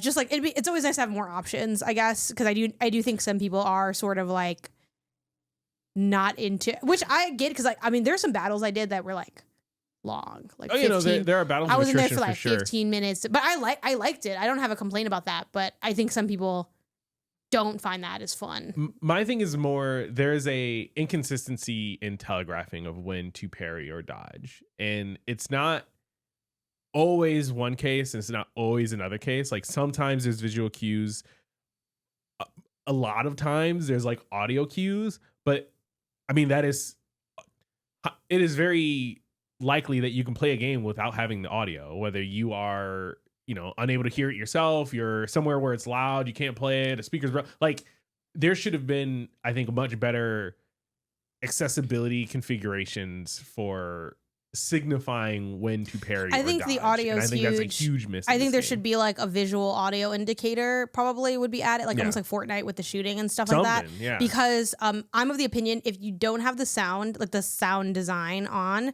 this game is unplayable. Like it's way harder. I think that, but to that point, I actually think, as much as I have some of my criticisms of the OST, I think this is like up there for sound design of the year simply because of how core the audio cues are to this game and how much I think that they kind of nailed it a bit. Like I personally feel like I always knew like what to do from the audio cues. Now sometimes I wasn't able to do it because you still have to like trust yourself to time, and also you still have to do it. It's like not if you could do it every time, like you would just do it every time, right? But like I feel like the audio cues never let me straight. I think the visual cues are intentionally a little misleading because the game is a lot of like like fake hits, like fake outs, almost like someone faking out like taking a shot in like a basketball game. The game does that a lot, but the audio never there's no fake out audio cues, and that's why I feel like the audio is. But the like audio is core. not always indicative of when to react, and that I think is my biggest problem with it. Sometimes you react like at the audio. Yeah. Sometimes the audio happens, and then there's still a delay after. Like there's only one audio cue when the attack is gonna come. It's not like they don't fake out audio cues. But even with an audio cue, it is not, that's when you react. It's like, okay, now it's coming and I can react. There's enough moments where that is the case for me. I personally disagree with that. Like, I feel like those moments are like very few and far between. But if you don't have the consistency, that to me is the issue. It should be a rule. It should be a language that they speak. I personally feel like I think every audio, like I think I can point out like every single like audio cue associated with it. I mean, I'd have to watch footage and like hear it again, but like I just I don't fully agree with that. Like I don't feel like audio alone is not enough is my thing. And and if you're gonna go if you're gonna lean into it, it probably maybe isn't fully enough. Like I have thought about like, can I close my eyes and play this game? And I think I would do a lot better than you would expect because I actually find the audio cues to be really like, I think they're like, there are audio cues. I'm not saying that there's not audio cues or they aren't helpful. I'm just saying it is not enough to go off of it solely. And I feel like it's a system where it feels like it should be enough, but it's not. Sure. Again, I think I just kind of just don't agree. But I mean, either way, I think the telegraphing is tough. In a way that some people might find grating, because it is very like it's still challenging. Either way you slice it, but let's see other stuff to talk about first. I guess like just to make sure we get to it, the ending of the game. So we did a really fun thing where we played this game side by side, almost exclusive at the same time. I think there were some times where you did like play without me a little bit, maybe just for the platinum, mostly or whatever. But we played it side by side. I'd like look away if there's like a cutscene going on. It wasn't that hard to. I think a lot of people were surprised that like that we and it feels very unintrusive. I think some people maybe wouldn't like the setup we have like for their sure, especially because like we just play the audio out loud. I mean, when I was doing my music, a lot of times you would just turn off your OST too and just listen to like whatever album. But yeah. So the end of the game, like you defeat like the main final boss, which is like Renoir or whatever, and then you have like a sort of like almost like an epitaph kind of vibe, like an ending kind of scene where you have to decide who are you like siding with, Verso or like Mael, for like whether or not like Verso wants to stop like Kid Verso from like painting anymore. It's like the he kind of wants to stop his like soul. Yeah, it's like it's like the remaining part of his real Verso soul. Yeah. Which like everyone in this game just wants to die, basically. It's like what the whole game is about. Like everyone's just trying to seek like death, pretty much. I don't think everyone, but a lot of people are like, I don't want to be in here anymore. I don't want to be here anymore. Yeah, and you have to choose whether / like Mael also wants to like stay in the world for longer. And Mael is kind of, I guess you would say like Mael is the Mael we see in the game is also like the Mael / what's her other name? Alicia. Like. That's kind of one in the same, essentially. Yeah. It is. Alicia went into this painting world and was born as Mael. Yeah. So it is one and the same. There's Mael's existence is real and valid in her own, but then later in the game, you kind of like unlock the memory of her being Alicia. And so it's like, kind of the two are combined into one. It's the reintegration, which is what I thought they were going to do with Verso and Gustav, to be honest. Okay, yeah. I thought it was going to be like a Gustav is like a reimagined Verso, like real life Verso kind of thing. So she wants to stay in the world. I don't think she kind of explicitly admits that, but Verso like clocks it like, okay, obviously like you just trying to stay in this world. Like you just want to be in here. So you have to choose who to side with. Obviously I side with Mael because I support women's wrongs. I support women's wrongs. Yeah, I support women's rights and women's wrongs. But / like we talk about it that way. It was like we each should pick something different because then we can watch the cutscenes. And I know it's like we just watch it on YouTube, but like it's more fun in like real life. So how did you feel about what was your ending and how did you feel about it? Yeah, I went with the Verso ending, where he defeats Mael and ends up stopping the Verso soul from keeping this world around, and eventually it like goes away, and then it shows that the was it Renoir? No, what's the family's last name? I forget. Ooh, I forgot. I'll look it up. Or maybe something Busette or something like that. Anyways, you can just keep going. The Descendre family. Yeah, there we go. I'm probably saying that wrong, but they like huddle around real Verso's grave because he died in the real world due to a fire. Which there's so many like thematic things in this game that it would be too much to even get into. But then, they all kind of huddle around, say their sort of final goodbyes to Verso, and they're grieving and everything like that. And I thought that was a great ending. I was happy with my choice there, especially after seeing the Mael ending. I'm like, I understand that there's no right or wrong ending. Like they both are good and they both suck for different reasons. But I was happy going with Verso's ending and like kind of like putting an end to this world, and it's sad and you say goodbye to all these characters and things like that, but it's like a cathartic release kind of thing. Whereas you went with Mael's. Yeah, Mael. So like, she stays in this world. She goes to see a performance at like the theater. It's like a musical performance, and when you like go into the theater, there's oh my god, what's his name? The big boy. I am Speed. Esqui's there. He's slapping his belly. He's excited. You walk in and you're holding the hand of kind of the representation of Verso's soul. It's a Kid Verso is the implication. And there's like Loon and Ciel are there. I can't remember. Gustav's also there with his like his ex-girl or whatever. So yeah, all the homies are there. You sit, and then you see, I'm like kind of like looking at it now to make sure I get all the details. On the stage is, I think it's Renoir. I'm like, it's Verso. Oh, it's Verso. Sorry, Yeah. It's Verso. Is it Verso? Yeah. okay, it's Verso sitting down to like play the piano, and it's like cuts to black and white also, like is a very notable part. And then like the piano's playing, like he's playing the piano, and then it cuts to like Mael, and she's sort of like decaying and like sitting there. And there's also, I think at one point, I'm trying to look on the footage and see, like, I think there's like one of those classic like single tears that like go down at one point. It's like a very like traumatic. Yeah, no, it's sad. It's depressing. Verso ends up in a place he didn't want to be in.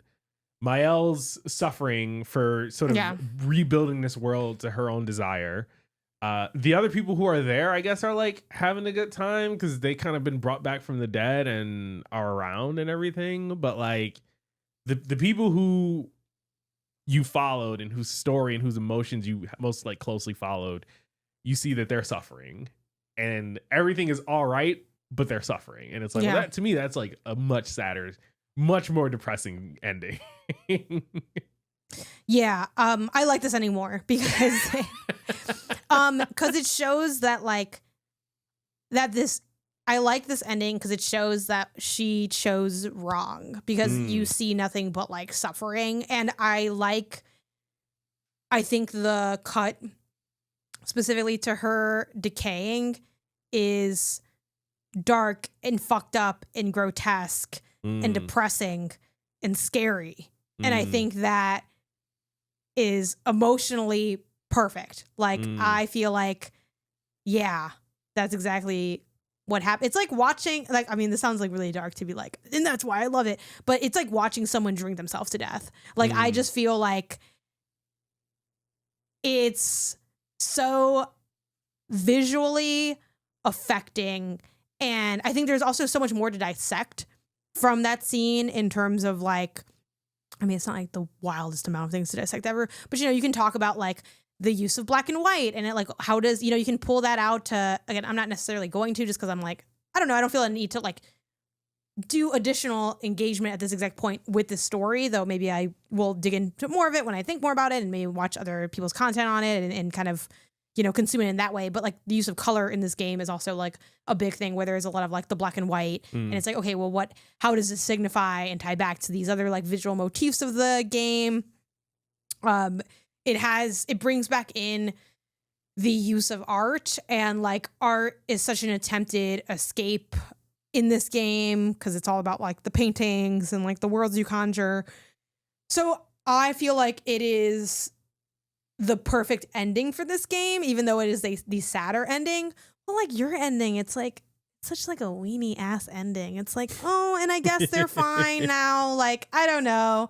Like, it is the nicer ending because it's like, it's happier, even though it still has like the bittersweet thing. But like, it's like, I don't give a fuck at that ending. Like, if that was the only ending, I'd be like, all right, like I wouldn't be mad at it, but it's not like affecting. Well, I think my ending is like perfectly fucked up for like this fucked up story. And I love that about it. And it's like, and to me, it also like proves my conspiracy theory, which is like, this is Mael's game. And like Mael's game would need to end with Mael being Mael and fucking shit up. And it's like, yeah, like this is great. So I love the ending of the game. It's like it might be one of my favorite video game endings, like specifically the ending that like Mael's ending. Because your ending, it feels so tidy. Like, okay, like I guess like. I thought it was a big emotional payoff, and you know, that's fine. That's fine. But also, you get both, so it's kind of like it doesn't really matter in that sense because it's like, okay, they're both the ending of the game. And I don't think they would ever. One, I don't know if this game would even ever get like DLC or anything like that. But then I hope there's DLC. Don't think they would ever do like, oh, this was the canonical ending. You know what I mean? So it doesn't matter. Even if they did, I wouldn't care because it's still like, who gives a fuck? Like, it's not real. Like, it's fiction. So it's like, well, both the endings are an ending. Like, I get that, like, the reason that people end up going with canonical endings is just for the sake of, like, if they're building out the world, you kind of need to usually pick an ending then to be the canonical one. But I think people put too much weight on, like, canonical and not. Like, these are still just two endings to the game. It's like, well, my ending wasn't real. It's like, who gives a fuck? It was real when you watched it. Like, you know what I mean? Like, I don't know. No, I don't agree. I'm one of the people who like canonical endings. Yeah. I if they did a sequel, they inherently. Well, here's the thing. I actually don't think they need to do. They don't even need to do necessarily a canonical ending because this doesn't really. I guess it would change whether or not Alicia's there because, like, I guess if at the end of my game she kind of like deteriorated. We did presume that means she like died in real life also, like she, because that was kind of the risk of like with the family where it's like if you're too long in the painting you can like die in the painting kind of, or like you can get fucked up from being in the painting too long. So like I don't know, do you take my ending as like Alicia / my L is dead? No, not at all. So then I don't think they also need to even pick something then if they can just time skip to where Alicia's back in the real world either way. I'm missing what I mean? my eyes or something because they fell apart. Anyway, other things that you want to talk about for Claire? I mean, I think this is just one of those games that it's one of those rare games where it is such a, if it hits for you, it hits. And if it doesn't hit for you, I understand that it doesn't hit for you. And it is unfortunate. Like, I'm sad to hear that this doesn't hit for you because I think it is so good in what it gives me. You know what I mean? Yeah, I think the only thing that I will accept from people, even though I'm like, I really feel like that shouldn't stop you, but if you're not enjoying it, you're not enjoying it, is the like, I don't want to dodge 800 attacks. It's like, that's fair. You know what? I guess, but like, I was fine dodging the 800 attack. Like, I don't know. Like, I still think the systems in the game are really strong. And I don't think there's that many moments where you do need to be doing that. Yeah, I think this is a game where if you are like, the combat seems kind of interesting, you absolutely should stick with it because it only gets better. Like, it keeps climbing. And the other stuff is also really fun. Oh, we should talk about who did you romance in the game? Because there's romance in the game. Yeah. You can build up levels with I went people. after Loon. I was like, you know what? CL, she's a married woman. She's got her husband. She's dead. It's a death to us part. But they brought back other people. You know what I mean? I'm like, you know what? She's her heart is with somebody else. Loon, however, who said this was about heart? Like, I was trying to. I'm trying to find love as Verso. I want my Verso to have a love interest, not just a warm body out here. Right? So I went after Loon. I waited until the Act 3. I held off from the lustrous advances of CL and saved myself. I cannot hold off anymore. I was gonna hold myself for Loon too because I'm like, oh, Loon's like OG, like best girl, like she's cool or whatever. And so at first, like, CL like came on to me and I turned her down. And then like CL kind of came on to me again. And I was like, you know what? You got some good points. Yeah, CL just has so much more game than Loon. Like, CL wants me. She wants to have a good time. It's just fun, and also like this is the end of the world. It's like, yeah, like I feel like CL's vibe is like end of the world. Which is also why I think Verso's ending was also more impactful for me. Is because it's like I did all that with Loon, romancing her and everything, had a connection, whatever, blah, blah, blah. And then at the end, it's like, she's not even mad that you betrayed her. She's just disappointed. Like, it's like almost that, like, she's disappointed that this is where the world ends for her. Like, it was just, anyways. Yeah. I feel like CL was kind of mad, but. CL was, I think, mad, but Loon was, like, disappointed. Yeah. Like, Loon was mad at you. CL was, like, acceptant of it. It was like, all right, I died before, whatever, cool, blah, blah, blah. Anyways. But yeah, CL just, she just got those chill vibes. So it was funny that she had that horrible bob and the like bad clown suit when I romanced her. But her outfits. I'm mad I still don't have the slutty Verso outfit, which to me, the sluttiest Verso outfit, but anything at first, it's the swimsuit. No, it's the open shirt, the white shirt that's like all like roughly. I want that shirt so bad. And I don't know where you found it. I don't remember either. But yeah, I romanced CL. Yeah, so I think I liked all the sort of like relationship building stuff with people. Something that we didn't talk about yet that I guess would be in this good spoiler territory is like I think the companion quests are like some of the best companion quests I've seen in a game. I think they do a good job making them, again, everything in this game is very like tight and brief, which is nice. Despite like me having put in like many hours. I like the sort of like there's like a good narrative setup. Like I knew like is Loon the one where she's like looking for her parents, or is that CL? Like Loon looking for her parents, and like wanting to find like the note, like the expedition like stuff from like that they left behind, and then like you go to the place and then you have to like fight this big snake thing, and like it's like cool, good story, good combat bit, the note. It's like all very like clean and cohesive, where sometimes I feel like some of these quests for companions, it feels like they don't really know what to do mechanically to make it tie into the narrative in a way where it's like, I want to go to this place. Oh my God, it's an ambush. That was fun. Thanks for the adventure. It's like, I don't know. It feels kind of like you kind of slapped it together. And I felt like the character quests made a lot of sense and they had a lot of emotional weight to them. Like Monoko or Monaco, however you want to pronounce it, like trying to resurrect his like pseudo kid in the thing. I think it would like, be a pseudo parent actually. Oh, well, it's like parent child. I guess it's like, oh, you kind of came back as a kid in a way. So yeah, like his like best friend or whatever, however you want to call him. I guess first was his best friend, right? It's like, okay, that's like cool. I forgot what, did SK have one? What was his? I don't know. He wanted the stone or something. Or he wanted to help his friend. His big thing is getting the stones and then helping the like turtle guy. Yeah. But yeah, all those things were like really nice and like and like little nuggets like CL not knowing how to swim and then talking about how her husband like drowned himself essentially, or like he got lost like he just got gomaged. No, he didn't. She tried to drown herself. He didn't get gomaged. He died. And he definitely did not get gomaged because she mentioned I was prepared for him to be gomaged. I wasn't prepared for him to like die. I don't know if he died in like maybe it wasn't he died in battle or something, but like yeah, I'm pretty sure. How did CL's husband die?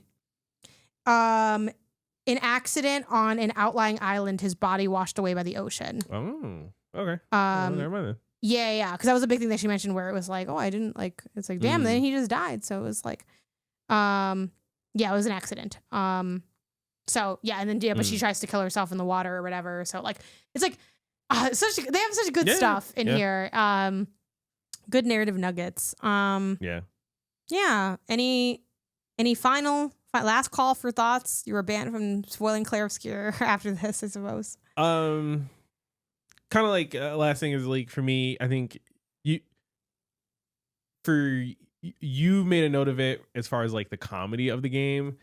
I just really like a lot of the puns and like kind of thematical through lines that you don't realize until like later in the game when you start to discover like the actual story that happened and the situation and stuff like that. Like from dumb things like Monoko's obsession with feet is like he has to defeat the like enemy to get their ability and stuff.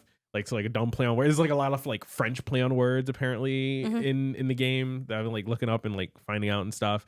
To like how, you know, Mael's big sort of abilities all center around fire and like her being in the fire and stuff like that. And it's like, oh, like I didn't even question that until the story gave me a reason for it. You know what I mean? It's like, oh, that's so cool.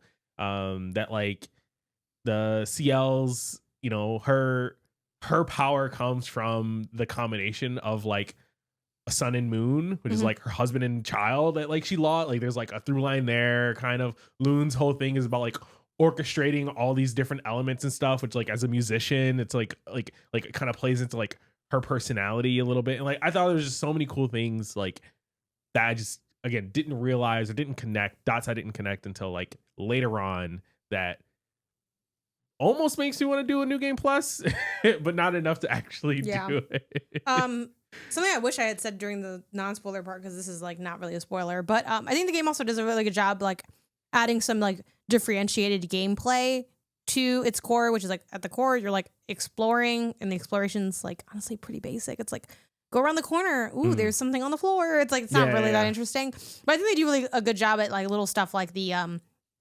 sort of like side activity of like breaking the orb by like finding the 3 spots to shoot. Those are fun. Cool stuff with like the white Nevron quests. Things like I'm trying to think of what the other one I thought of was a second ago. Oh, the P-Tank or whatever. Petanque. Like you have to kind of like chase them to land on a spot, and then you fight them, and usually the fight kind of has like some layer of like a gimmicky kind of thing. The mimes, of course, are classic. And then also things like where, you know, to your point, which I forgot to like explicitly like say, I agree with this, but I really agree with the point that you said, which is that the there's a lot of like really strong cohesion between the narrative and the gameplay, which completely enhances the game. Stuff like where you go into the house and it's like that's the family home that you're going into over and over again, and you're like kind of seeing more. Something I want to go back and do that I have plans to do, which I'm excited. I'll probably do this when I get the platinum. I think when I drink my beer that I drink at the end of my platinums, I have this PlayStation trophy chalice. And I know people are going to be like, no, you skipped this. It's like one of the best parts of the game. And I'm like, I know, but like I couldn't do it. The audio notes. And I think the notes are really well written. I did listen to like a couple of them, but by and large, I skipped a lot of them because they do not let them play while you walk around. Yeah. And I hate sitting there and listening to, and I know like people are going to be like hating on that. It's only like 45 seconds. I don't like doing it. I don't like it. No, so I chose not to do it. That's fair. But I know there's like a lot of good additional narrative stuff in there. And part of the platinum is collecting all of those. So I'm going to collect them all and I'm going to listen to them all. And then just kind of like take in more of the story. And yeah, this is one of those rare ones where if they have DLC, I absolutely would do it. Because I love this game. I think it's like really, really incredible. Yeah. Shout out to Clair Obscur. If y'all ever make non-ugly merch, I'm gonna be there. You haven't done it yet, but I'm hoping that. I mean, it's gotten so popular. I think. I'm hoping like fan. What's it called? Fan Gamer? Is it Fan Gamer? That does like the merch. Yeah, but Fan Gamer or like Lost in Cold. Like just somebody comes and like saves the merch here. Because even like this is like so not related to the game. There's like a T1. I don't remember, but I'm looking up. So like, I wasn't going to say this because I know we know people that got the collector's edition and they think the collector's edition looks really good. I think the collector's edition, I'm not interested in it. I don't think it's interesting. It's just a big plastic statue of the monolith with like the paintress. I think that's cool. I think it's ugly. I don't like it. I'm sorry. Sure. The steelbook's kind of okay. And the journal's kind of nice because you can see more of the art stuff. Like, Clair Obscur team, get your bag. Like, hustle that collector's edition. I think it's really cool they put it back on sale after like it had sold out initially, and they're like, we're gonna sell it again. Like, I think everyone who has a collector's edition should do that because, like, again, the collector's edition has always been weird where it's like I buy it before I play the game. Like, it's kind of weird. But yeah, I don't want that. Like, for me, with the maybe we can, Peter Bang already did our merch episode, so I don't know if we want to do our own merch episode, but like or collector's edition episode rather. But like, why would I want a statue of the monolith and the Patress? Not only is it like a really depressed, it's like the enemy. Like, why do I want to look at the enemy? Like, I don't know. Like, it's not the enemy. She was the savior. She was trying to protect everyone. Yeah, she was the mother of the world. It was great. But I mean, also I think that reveal was also very fun. You kind of saw it coming in the sense that like I think not all, but a lot of us knew that there were 3 acts in the game. So it's like the knowledge of the knowledge that there are 3 acts sort of spoils the game and the pacing thing. Yeah. But even with that, I was very curious. Like, okay, well, what now? Yeah. Like, I know there's gonna be more game, but like, what else is gonna happen? And seeing the world start to fall apart from that, I thought was like really fun. And like those reveals. I guess that's my thing. It's not that the game, like, it's not that the story fell apart for me. It's just that, like, it never got better than going to Gustav's grave for me, like, in terms of emotional impact. The other things were just intriguing. Like, so you're this, and so, like, you're, like, you're Alicia, but you're also Maya. Which, I mean, and I think they did a good job teasing some of that stuff because it's, like, clearly this girl looks a lot like Mael, seems a lot like Mael. I feel like you're Mael. Sure. Is it a timeline thing? Is it a thing? Like, I think this game does a great job at building curiosity in a way that most games like almost can't do because like their story's not intriguing enough to have curiosity to it. Like it's like, yeah, man, Clair Obscur. I am a stan for this game. I think this game is really cool. All right. That is Clair Obscur Expedition 33. Another great game with a not so great name. And now for the not game section, we are talking about swimming, which if you're watching the video version, Isaiah's been wearing a swimsuit this whole time and a shirt. But you got the goggles on. We got one of my swimmies in the backdrop. Yeah, we started taking swim lessons.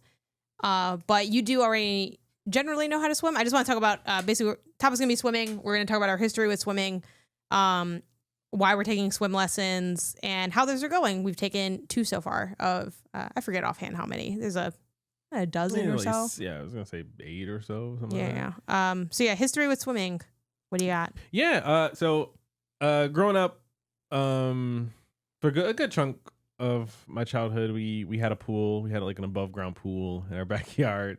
And another piece of the puzzle falls into place. So I grew up able to swim. Never had like any formal lessons. But even in like, before we had the pool at home, like in, grade school, middle school, like as a part of gym, we would have like a section on swim, like sort of pool gym classes kind of things. Yeah. So, grew up able to get in and out of the water at like a somewhat normal, I'm not gonna say normal rate, but not totally infrequent rate. Can hold my breath, can float, can get from A to B kind of thing.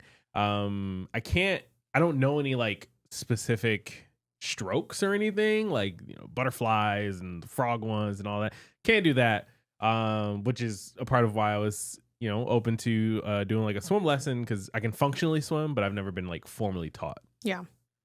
My history with swimming is pretty small. We did not have definitely didn't have a pool, but we also did not have like my elementary school did not have any like swim lessons or swim class component. My elementary school was really, really whack. So I think we've alluded to that a little bit in other episodes. And then my high school, despite having like being very bougie, having a lot of resources, we just did not have a pool. A lack of pool and a lack of figuring out how to do range, which is like where you learn to drive, really set my life back significantly. Where, versus like my brother's school was, much less affluent, but did have a pool. So he like took same deal, like it's part of gym kind of thing. So yeah, I never had that. And then like growing up, I think my cousins had I forget, did you say it was you had an above ground pool, like those where it's like a big bucket of water, kind of like not literally above, but it's like a big like circle thing. Yeah. Okay, so it wasn't like in the ground, like in okay. You climb a ladder to get into the pool. Cool. You do not step down. I think somebody, I want to say it was my cousins. Maybe it wasn't. I've had experience with an above ground pool, but those are also like fairly like deep, especially too. Something I clocked when we approached the pool was like another reason that like swimming in the water just didn't really like, it was never set up for success, because I was always so like, I'm short now. I'm 5 feet tall now as an adult. As a kid, I was even smaller. So I imagine that an above ground pool was like very deep to me because I was probably really small. So I think that's another reason that like it's not really a spot for learning. Other core memories I have of swimming is back in the day we took a trip to Wisconsin Dells, and I was in the pool there and had the water wings on, but I remember feeling like I was drowning at one point, and I definitely wasn't because I had the water wings on, but that was like a very traumatic moment where I was like, I was like slapping around. Sure, yeah. And some random adult pulled me out of the water, actually. So that's a core memory. And then other than that, I grew up in Chicago. We have like Michigan by us. The beach is a big thing, but it is also like kind of dirty. Like, obviously when you go near a city, the water tends to like get more nasty because of pollution and stuff. So, I've been like at the beach and I've gone in the water, but again, a lot of that, it's like, oh, you go like knee to waist deep in the water. You're like chilling with friends. Maybe you're throwing around a Frisbee. Like we're not actually like swimming. It's like we're all like swimming together and I'm like not swimming. Like we kind of are just hanging out. So that is basically pretty much all of like my history with swimming and with the water. I'm sure like, maybe a couple odds and ends here and there. But yeah, so I never like learned. A lot of times like as someone that doesn't have a lot of base life skills, I've learned that like when you don't have these life skills and people have the life skills, I've learned 2 things. 1, a lot of people don't actually have the skill that wavy. And 2, as a result, they are not going to be very good at teaching you. And 3, it's impossible to learn anything within like 10 minutes, which is usually the amount of time that people try to say, oh, you don't know how to swim? Here, try floating. And they kind of give you tips on how to do it. And like sometimes I could kind of do it, but it never really translated into like learning anything. Like, and I have like vague ideas of some of the mechanics of swimming just from like existing on Earth and seeing like people swim, or like knowing what swimming generally is, and like seeing TV. So it's like, oh, you kick and you go, you move your arms and they're kind of like cupping the water, and then you go, and that's you swimming, I guess. Yeah. So that brings us to this lesson. Yeah, I also wanted to learn how to swim. I don't know how to swim at all. You know how to swim. That's where we're starting at. And yeah, they had I looked it up, and I mean, a lot of park districts do swim lessons. I think the one that we're going to is technically through the city of Burbank, like Parks and Rec department. And part of why I looked into this was I kind of got my memory jogged that Parks and Rec has this kind of stuff, because my friend Rach, who is, I think she is just also from Chicago, in Chicago. She learned how to swim as an adult through swim lessons at the Chicago Park District. And I was like, yeah, like I should do that. It's probably not that expensive. The cost of the classes was $72 at Burbank Parks and Rec. I imagine it's pretty comparable to a lot of other places. So just to give people an idea if they're interested. And yeah, it has, the setup is there's 2 classes a week for a number of weeks, and we've started taking those. How has it been from your perspective? And then I'll talk about like, my perspective of taking that class.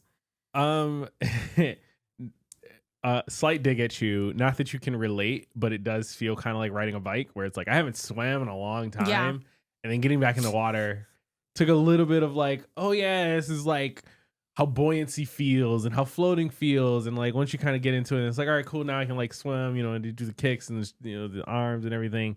And like, it started to come back. And by the like, I don't know, 10, 15 minutes into our first lesson, it was like, okay, I feel like not too far behind where I was last I remember being in the water. I flipped Isaiah off for the audio.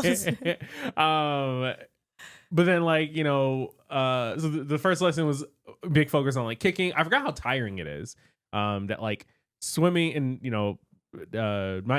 had a roommate in college who he was on the swim team, and for people who don't know, swimmers are just jacked, and that's because swimming is a full body workout. Like your arms are going, your legs are going, your torso's tight, you're keeping your stomach tight, your shoulders are doing work, your back is doing work when you're swimming. Like every part of your body is doing a workout when you swim. And so like I forgot just how tiring that is and how exhausting it could be. Like I think our lessons are only like 30 minutes. Yeah. And I'm like, by 20 minutes I'm gassed. Like I'm like, yeah, you're right. Yeah, okay, cool. I know why now this is only like 20 minutes. But being that, it's also an incredible workout. So like I do want to, swim more, and hope like even after our lessons, like I know at the gym, they have like a pool and stuff that we can like go to and everything. So no, it felt good. It felt good knocking the dust off and getting back in there. A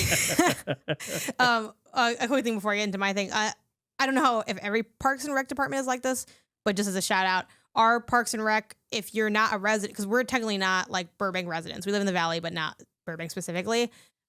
So we have like an extra $10 resident fees, but that brings it from 62 to 10. So just kind of like an FYI, like obviously it's maybe a little cheaper if you get your zone, but I think just like I didn't see a one that's in our zone that made sense for our calendar. So that's why I went with the Burbank one. But yeah, so again, walking in and not knowing how to swim, it's one of those things where it's like, all right, well, obviously, like, Isaiah is gonna, like, start to, be this beautiful fish in the water, and I'm going to be a fish out of water that got thrown into the water and is scared.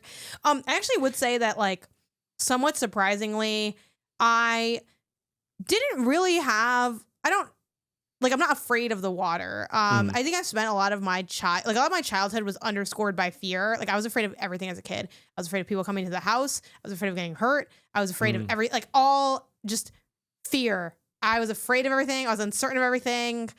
I'm sure we could unpack that on a deeper psychological level for why that is, maybe, things didn't feel super secure at many a times or whatever. But And I'm kind of like a neurotic person as an adult a little bit too. I actually feel pretty like solid like being in the water. I know, which Nice. I'm thankful for. I know some people have like really like paralyzing fear, and I think even like maybe like 1 to 2 people in the class, or I wouldn't say anyone's paralyzed by fear in the class, but I think there are people that are maybe a little bit more afraid. Sure. I do think it's that scary, right? You know, humans are not. We're not fish. We are not meant to. no. And I think the thing is though, I carry a lot of tension in my body. And I think that like, you know, like so we had like and I don't know how this typically works like at the Parks and Recs department, but like our first day we had this one woman who was like, to be honest, like I'm probably not gonna really see you again. I'm guessing it's just like, I don't know if it was like a schedule thing or what, but like, I mean, they knew how to teach it, the class or whatever, but they were like, so yeah, if you don't see me again, like it's because I don't think I'm gonna be here, but like whatever. And so we had like one person teach the first lesson and one person teach the second lesson. A lot of things, there's like so much to unpack here. A lot of things surprised me by the lesson because I wasn't sure what to expect on like what are we going to be doing? Because I've only like casually been told some random swimming things from people who it's like, do you really know how to swim, or do you feel like you're not gonna die? Like the thing to me, and I'm curious your perspective on this as someone that can't swim. I feel like there's a lot of cap on this app about people swimming. I think a lot of the people that say they can swim can't swim because I feel like I haven't. Like, now that I think about it, like, I'm thinking, like, when have I seen someone swim? And I feel like a lot of y'all who are like, oh, I can swim. I'm like, I don't see you swim, though. So, like, I don't know. Like, I mean, I guess how often do you? I mean, even, like, when we're in the water, I can't swim, so maybe it's like, oh, we're trying to just hang out. But, like, I wonder, of the people that say they can they swim or can they just not drown? Because I think those things I think are that's one and the same. No, I think they're different. I think it is.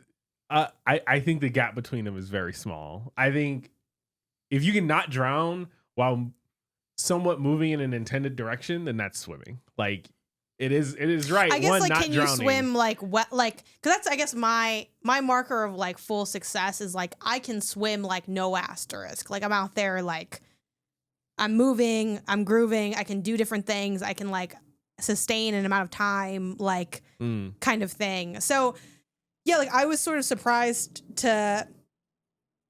There's a lot. So what I realized is I never knew that like you're like part of swimming, which maybe this sounds dumb to people who can't swim, is just having your face in the water underwater and you're just like exhaling under the water. I never knew y'all were out here doing that. I thought swimming would be like you come up for air and then you like hold your breath and then you get air again and you're kind of just like moving like your arms, you know, in that kind of like swimming motion, you know, where it's like you like bring your arm up to like cup the water. Like when you take an air and you like that gap between you taking an air and getting your next breath, I thought you just hold your breath during that. Oh, okay. I didn't know that like you can like, you know, I think there's like, you know, when you think of swimming, yeah, I think you think the Olympic style, like, you know, 100, 200, whatever, you know, yeah, that's one thing that comes yard, to mind. Swim dash, Sure, right? yeah. You think that, you know, that Olympic racing kind of swimming, which is like, that is swimming. That is, you know, obviously by definition, that is a swimming thing. But I don't think that's a swimming that like most people do. Well, I think of that and I think of like the doggy paddle. Sure. And like floating around. Yeah. And none of those things are like your face is in the water and you have to learn how to basically breathe underwater. I was like, why? I don't know. So that's like been my big hurdle where like that first class, like I don't know how to do that.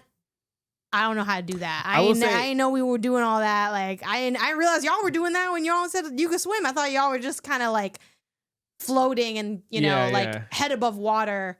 I'm like, oh, y'all are in the water, like face in the water. Like, yeah, like there's, you know, the water polo swimming is different from Olympic lane swimming. You know what I mean? Like both are obviously, if you find me someone who can do one, you could find me someone who can do the other. But like those are different skill sets inherently. Like one is about staying above water in place, keeping your head up, you know, leaping up and doing things occasionally and stuff like that. Same for like synchronized swimming, right? It's like they're not just like they're moving in the water, but they're not traveling. Sure, yeah. You know what I mean? And so like I was a little surprised to see that we're doing like traveling swimming and not starting more with like keep your head above water, treading water, floating on your back, floating on your front, moving from back to front to belly, and doing all that. I was a little surprised we didn't start with like doggy paddle and stuff like that. That was my surprise, where I'm like, I didn't even know y'all were doing this. Like, I thought that I didn't know that this was what swimming really was. So I was kind of surprised to see that. Like, I guess I don't know all of what swimming can be in that sense. Sure. Because I'm like, I didn't know that. I ain't prepared for that. No one said anything. Y'all just got me doing this. Y'all ain't tell me how to do this. I don't know what's going on. I guess also the difference between like an adult class and a kid's class. Like, the adult class is more like, it's like a little less handholdy. Like, there's still support, like, especially like in that second class. Like, I mean, even in the first class, like, I very quickly was sent to the, like, what I refer to as like the whack side of the class. And you are like, no, like, that's, I don't know what you'd refer to that side. I feel like it's the whack just the more side. shallow side. That's all. It's the side that needs extra help because y'all ain't know what you're doing. It's like some of y'all, you kind of got it and then you don't got it. But I'm not mad at that. That's like, again, I have a teaching background. Like, that makes sense that you take, like, I mean, obviously there's a lot we can unpack with like the idea of like tracked education. So like this is not the same thing, but for something like this, side a recreational class, extracurricular kind of class, like, it makes sense to like, there's people that can do what they're instructed and they need to just work on it. And there's people that can't do what's being instructed. So they need a different level of stuff. So like, I'm not mad at it, but like, when you're in the remedial math class, I ain't blaming you, but that's where you at. Like, so yeah, like I think, that was helpful of just trying to like build some of the mechanics of like trying to not giving up as quickly. I think it's hard. Like, the part that there probably is like an inherent fear in me is the like not even not wanting to drown, because I don't think I'm going to drown, because you can just stand up. We're in 3-4 feet of water. Like, I'm 5 feet tall. It's fine. I can just stand up. Though looking back, I'm also like, that's probably another reason I didn't learn, because I was so I was so short that I probably like had less space to have that confidence of not being able to. Honestly, a lot of the stuff of me not learning stuff is because I was short and no one like gave a fuck to like help me being short. Because like the same thing with the bike. When I got the kids bike, that's when I couldn't bike anymore because the bike was too tall for me and I wasn't able to put my foot down. It was very like it was very like scary and foreign and strange, because my kiddie bike, I could put my foot down. Yeah. Because it wasn't like, it was more my size, and no one thought to like give a fuck to find a bike size that fit me. And then we kind of stopped going to the park, and then I just that, the rest is history. So looking back, I'm like, this is also probably why I like didn't really learn how to, because like, sure, it was still pretty short, but like I was also really short. So like those shallower ends were probably still like kind of deep to me. And the gap for dropping off was like insane. Like the times where I would be in a pool and it would, for some reason, it was never a gradual descent. It was like the concrete like went down. It was a dip. It was like a cliff. It was a hard dip. And then panically trying to get back. It's like, I just, it never really happened. But the thing that really helped me so far with like our second lesson, like first lesson, like I wouldn't say I left discouraged, but I left humbled, because in my head, I'm like, oh, okay, swimming, I kind of know what this looks like. I think I just need to like do it. I've never really done it. This is going to be a good context to do it. You have all the safety part, whatever. And the fact that it wasn't like easy, like I get that like swimming is a hard sport and stuff, but I thought it'd be like, oh yeah, like this isn't so bad. But really, it's like, this is really hard to do. Yeah. Like, it's hard. Like, there's a lot going on at one time. There's things I don't know how to do. Like, there is so many things I didn't know how to do. And I thought, like, I've seen someone swim. I can just copy that. And then it's going to work. And it didn't. So I left the first class feeling very humbled. How did you leave the first class?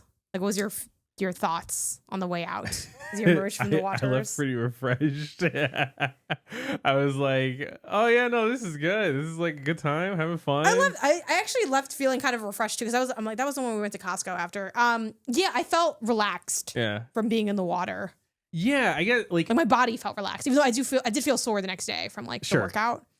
I'm also, I think we've talked about it before on the show, I'm a big fan of like the float tanks and stuff. Like, you love the float tank. Love a feeling of being physically gravitationally free that you can only get on Earth in water. Like, you know what I mean? Like, I guess technically like the indoor skydiving or something might also give like, you that. If only I could pick you up, because you can pick me up, and I love when you pick me up. I would feel like I'm being lifted. Like in a pool, I just feel like I'm just there. I'm floating. It is like literally. You want to be a little baby floating in the amniotic fluid. Yeah, I guess so. And so like, you know, again, that maybe like again the indoor skydiving that might feel a little bit more like falling than floating. So I'm a little hesitant about that, or like not hesitant, but like I fear that might not have the same kind of effect feel that I like. But yeah, no, floating, being in the water feels great. I've always loved it, always enjoyed it. Glad that I'm getting another chance to do it, and I definitely want to like again keep it in the rotation of things happening. Again, it's the word I I always say I hate the beach, but not because I hate the beach. I love the sand and I love being in the water. I hate the transition of going from water to sand. So like being in the water, even at the beach, is great. Yeah, the second class went a lot. We've only taken the 2 classes, so we won't go further than that because there just isn't. We'll probably do maybe an update at the end, or like maybe like a few months later. Where are they now? Kind of vibe. Yeah, like the second class went a lot better for me personally because the second class it was more focused on tips on how to do like the biomechanics of stuff. I think one thing that kind of limit, obviously it can be a strength and a weakness. It just kind of depends on like the context and like, knowing this about, I am a very like literal directions person. And I think I sometimes do, and then you see this a lot in like when I talk about how I talk about video games, there's a bit of me that will like harbor resentment if I don't have, not towards the person, like the instructor right there, but like if I don't have like, well, you didn't tell me to do that, so how am I supposed to know how to do that? So, I just thought you knew. Well, why would you think that? Like, I think it's also part of like a strength I did, even though I was very early in my teaching career, a strength that I had that I feel like I was pretty good at was trying to account, like a big part of teaching is like, how do you teach for like every level and all these different experiences and all these different backgrounds? Like, how can you like assume how someone might misinterpret something and then write something in a way to catch that misinterpretation. And you're always going to like fail a little bit on that, but like, sure. Anyway, but I say all that to say that like the second class was a lot more helpful for me because like the instructor went very specifically into like how you should be kicking. Because if you just tell me to kick, I'm just going to like, okay, I'm going to go into my mind and pull up footage I have of people kicking in the water and I'm going to replicate that. And it's like, but I'm probably not going to replicate it right because I don't know anything about it. And like her giving the instruction of like, it needs to come from like your thighs and you don't want to be bending your knees very much and like have your feet kind of be like, pointed. I'm like, oh, okay, this is specific stuff that I can work with and think about. And like, it's funny at the end of our lesson I'm like, oh, take a video of me. I want to like, send it to like my brother and stuff and maybe some of my friends, but also I want to like kind of see how am I doing? And then I was really able to see that like, oh yeah, I'm not doing that. I'm not doing that well, but like, I'm early, so I'm not worried about it. But it's like, oh yeah, like, when I'm in the pool, I don't feel like my head is that high up because I'm like, well, my face is in the water. So how high up is my head? It's like, oh, actually, my head is really high up. And like stuff like the instructor being like, you want to have your chin to your chest. It's like, that's helpful. That's specific. I can execute that because it's a specific instruction. So I'm not unlike like a program in that way. I'm like, I can only run what you like give me to run. And like, just like obviously you have a vision, but like I need specifics on how to educate because I don't have anything. That's why I'm here because I don't know. So like I'm not going to be able to figure that out on my own. So like that was really helpful. And also the like, it's funny because, and I think this is the benefit of like having, extracurricular stuff as an adult and like throughout your life. Like I think it's really important and valuable because something connection I made is like, the instructor kept telling all of us to like go slow, like make sure you're going slow, go slow. And I definitely need to slow down my own like swimming attempts because that's part of why I'm like, there's so many things you have to think about where it's like, okay, now I breathe. And then I like breathe into the water to make the bubbles. And I like bring my hand, but I keep my other hand straight. And then I bring it like, but I'm also kicking, like there's like a lot happening. And I think trying to do that faster is opening myself up to more mistakes. And that's actually the same thing that like I have in piano where like, so much of piano when I'm playing these songs for my book, I'm playing them at like half the speed of like what the song is like written at. And like, my brother's my piano instructor and he's like, yeah, that's fine. Like you need to get down. The other parts are what matter more than like playing it at a faster time. Like speed can come with time, but like you need technique. Like it's all about technique. And I'm like, this is just fucking the piano lesson, but it's in the water. But like that stuff's like, it was nice to like make that connection and kind of like think about that. And also again, because you're the same everywhere. So like your flaws carry into everything you do. So like part of me being like tense in the water where it's like, and the instructor kind of like clocked that in me and other people in the water too. So they had us like do the dead in the water lay where you just like lay and like relax. And that's also a lot of my problem with like piano is like, I also bring a lot of tension to the piano, where there are times where it's like, okay, stop, like you need to relax, like, and same with the breathing. Like a lot of times I'm holding my breath when I'm playing piano because I'm so focused on what I'm doing. I'm not like taking my breaths. I'm not like relaxing. Like I'm just an uptight, direction needed person. And like, that's to a degree fine, but it is also something that like I need to like, that I'm working on, like working against, because it isn't conducive to like a lot of stuff. Sure. And and a lot of my stress, like my life stress manifests into like physical stress as well. Like where like I might get a lot of tension in my shoulders because I'm like stressed out because like I just like am just like kind of holding, I kind of just like tighten up a little bit. So yeah, I mean, but a thing I really like about swimming and a lot of sports stuff, especially sports that has more complex biomechanics. No offense to running. Running has biomechanics to it, but one, I've been running for like a decade to 2 decades, so it's like pretty easy for me at this point.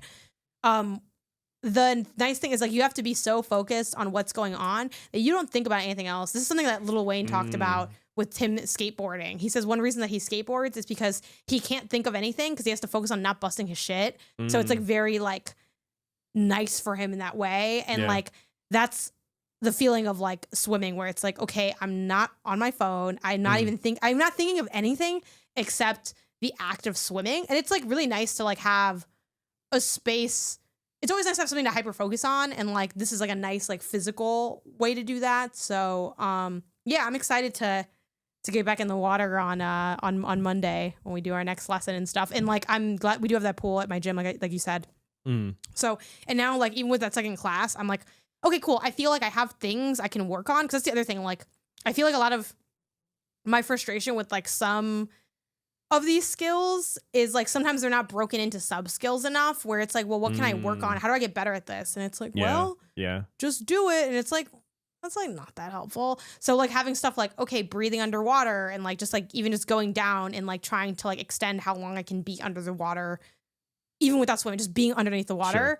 Like that's cool. Or like doing the dead man float for longer, or like having a kickboard and actually like genuinely using it in a proper way that isn't just like drowning the kickboard, which is like something I'm working against, where like the instructor is like, okay, like try to make sure it's like still floating. Cause you're kind of pushing down, like that's why the drowning people will always drown other people, because they just push people down to like not drown. But yeah, and the goggles were a big help, even though they are dorky looking. But I decided I'm going to try to make them look really cool, and that when I wear them, they're really chic. But then when I did see that video of me, I was like, wait, I don't look hot. I look like a dork. In my head, I looked really hot wearing them, but in reality, it looked a little different on the film when I watched the tape back. But any other Aqua thoughts that you have? I don't think so. I'll also be bringing goggles to the next class. I'm fine opening my eyes underwater, but I think just to help be able to stay straight and like see where I'm going, just inherently better. I'm gonna also bring goggles. I did think, when the instructor said, Isaiah, you should get some goggles. I was like, because we had a 3-pack at Costco, and I asked Isaiah, do you want like I don't one like of the them? feel of them, like when they're on my head and stuff, like, and then coming out of water, like I hate when water goes up my nose and things like that. And so like, to me, just having the goggles, it feels like swimming. I mean, it is swimming with something strapped to my face, and it's like, oh, that like bothers me. So I prefer not to use them, but hey, I know better than to assume I know best. And so that's deep. I'll be wearing the goggles next lesson. But yeah, I felt vindicated because you rejected my goggles. I said, do you want goggles? You said, no, I don't want to wear them. And I was like, okay. And then I was like, the teacher said that you should get some. Ha ha ha. And I know I didn't say that because we were in the water, but I know you heard me saying it because I said it in my mind and I sent it to you.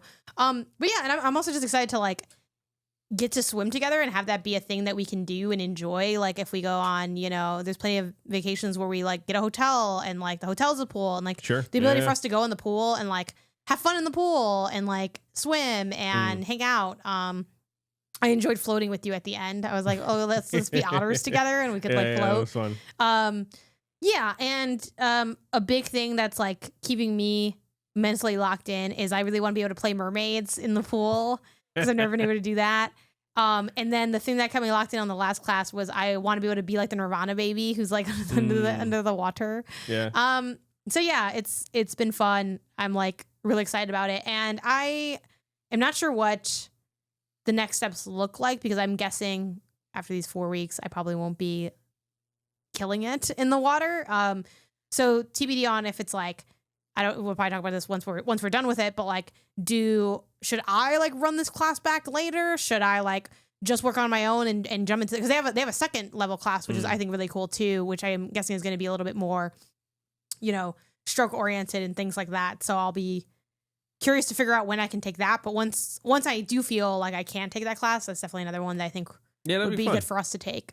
That'd be cool. But yeah, that is our little swim session, and now we know why Isaiah was dressed this way for the episode. I had my Clair Obscur outfit, and you had your swim outfit. Yeah. All right, and that brings us to poll of the show. As always, there is a poll of the show, which you can find at gamesandnotgames.com/poll. Last week, we asked a question that I have tabbed over here. We asked, what was your biggest highlight from SGF? Got a couple of responses. Ball times Pit, which Mike from Indie Council is really into this game. Which one is that one? I forget if it's out or if it has just like a demo out. It is like this. It's like Breakout, basically. Oh. And it's a Devolver Digital published game. Yeah, it's not out yet, but it has a demo. Okay. And it's like Breakout meets Vampire Survivors. So it sort of has like this. I don't remember this. I don't really remember this either. I don't know if it was a Day of the Devs thing because it was like indie. I can see that. Or if it was like the show proper and I like just kind of blacked out about it.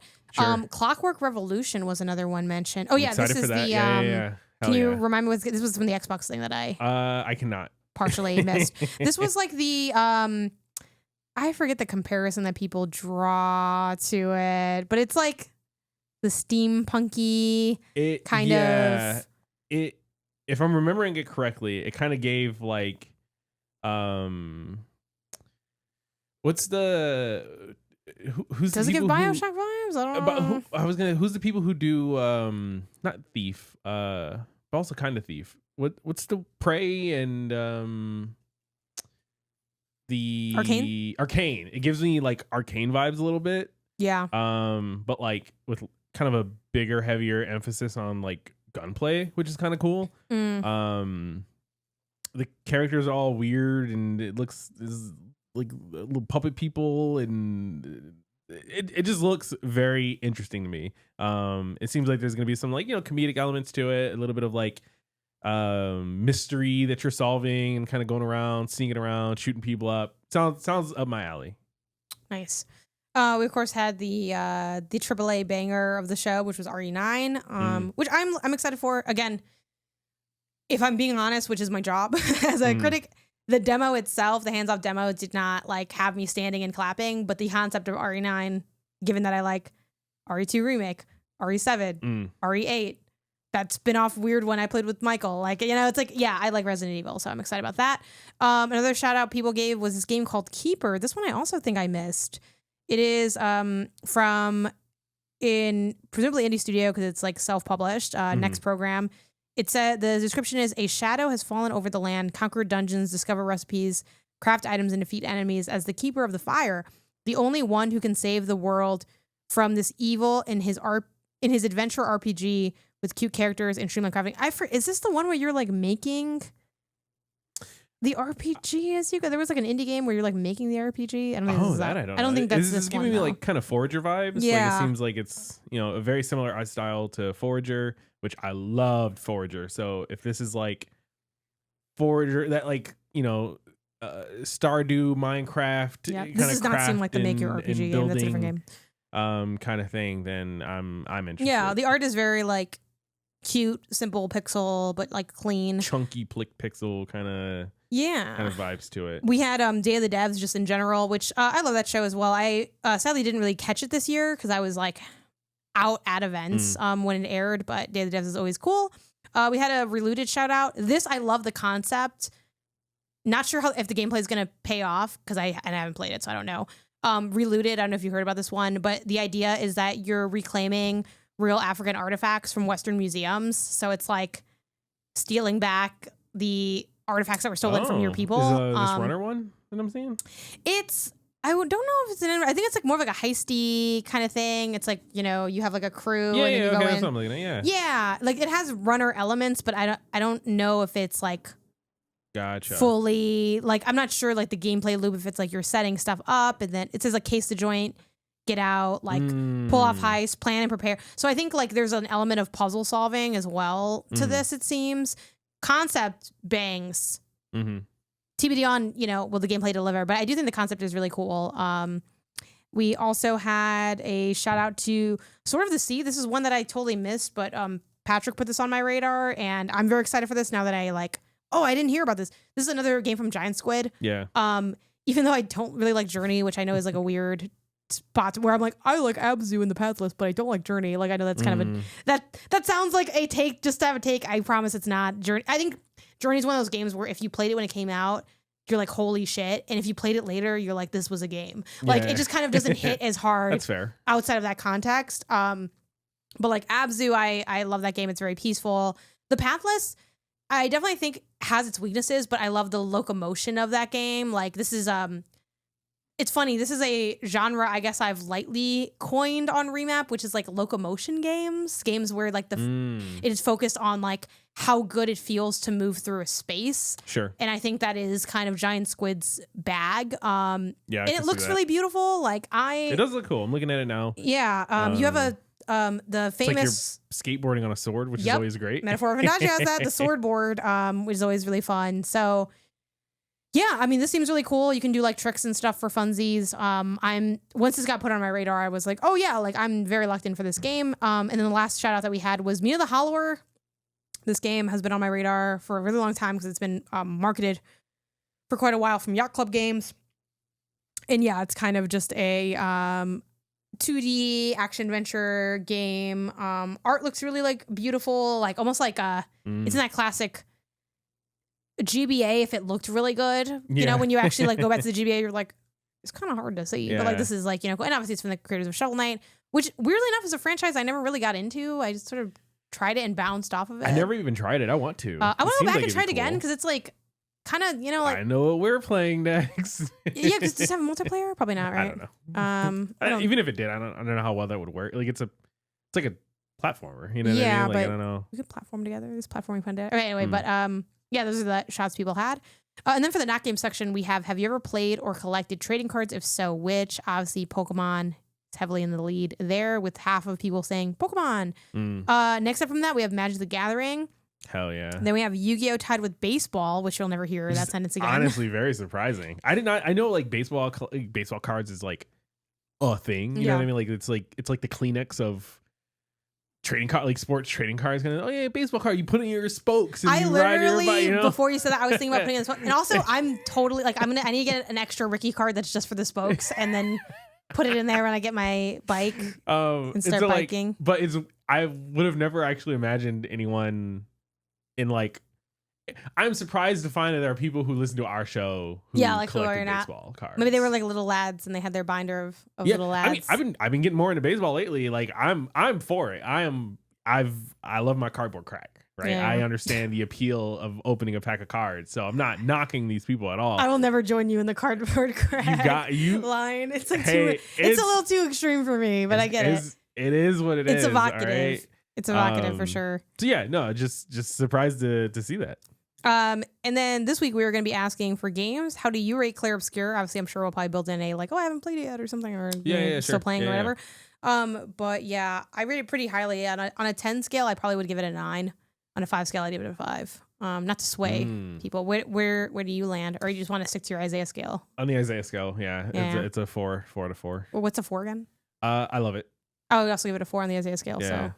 I don't know what scale we're gonna put in the poll, but there'll be something in there that you can recognize. A much more generic scale. I enjoy the Isaiah scale. It's like of the show. I'm biased too. Yeah, I mean, you could do it on the Isaiah scale. I feel it's still informative, but okay. But there we go. Oh, and then we're doing it for the not games. It's do you know how to swim? So and I'm sure we'll build in maybe some gray areas because I do think swimming, like to your point, is something where. I think some of those skills get like a little slippery. Like I think if we take a bunch of people who say I know how to swim and we put them in a pool, it's going to get kind of wild in that pool. Like, there won't be different. And I think some people are going to be like, I guess I didn't have it like I thought I did. Because I do think there are people that maybe I swam at camp and they're maybe not as, in tune as they used to be. It's the I'm good at Smash of skills. sport. Yeah. Maybe a little it's bit. like, oh yeah, no, you are good at Smash.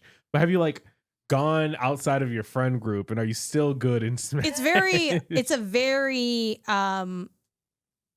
like, it feels like a very like wide kind of skill where there's like just very different levels to it and familiarities versus like riding a bike. We're mostly just talking about like, can you get on and ride? Not like, can you do, BMX tricks or anything like that. But I feel like there's sort of like, this would be like if there was an equivalent of staying next to your bike and walking next to it. And if that was considered riding a bike, you know what I mean? Like there's such a gradient, I think, to swimming, even more so than I was expecting. So tell us all about that.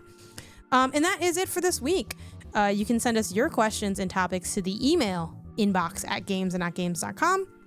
You can follow the podcast version of the show on Apple Podcasts, Spotify, Pocket Casts, and everywhere else you get your podcasts. If you enjoyed the show, be sure to give us that 5-star rating. 5 stars. Cinco, there it is. And if you're an audio listener, remember that you can get the video version over on YouTube at Games and Not Games. If you like the video, be sure to give it a like and leave a comment, as it helps us get the show in front of more people.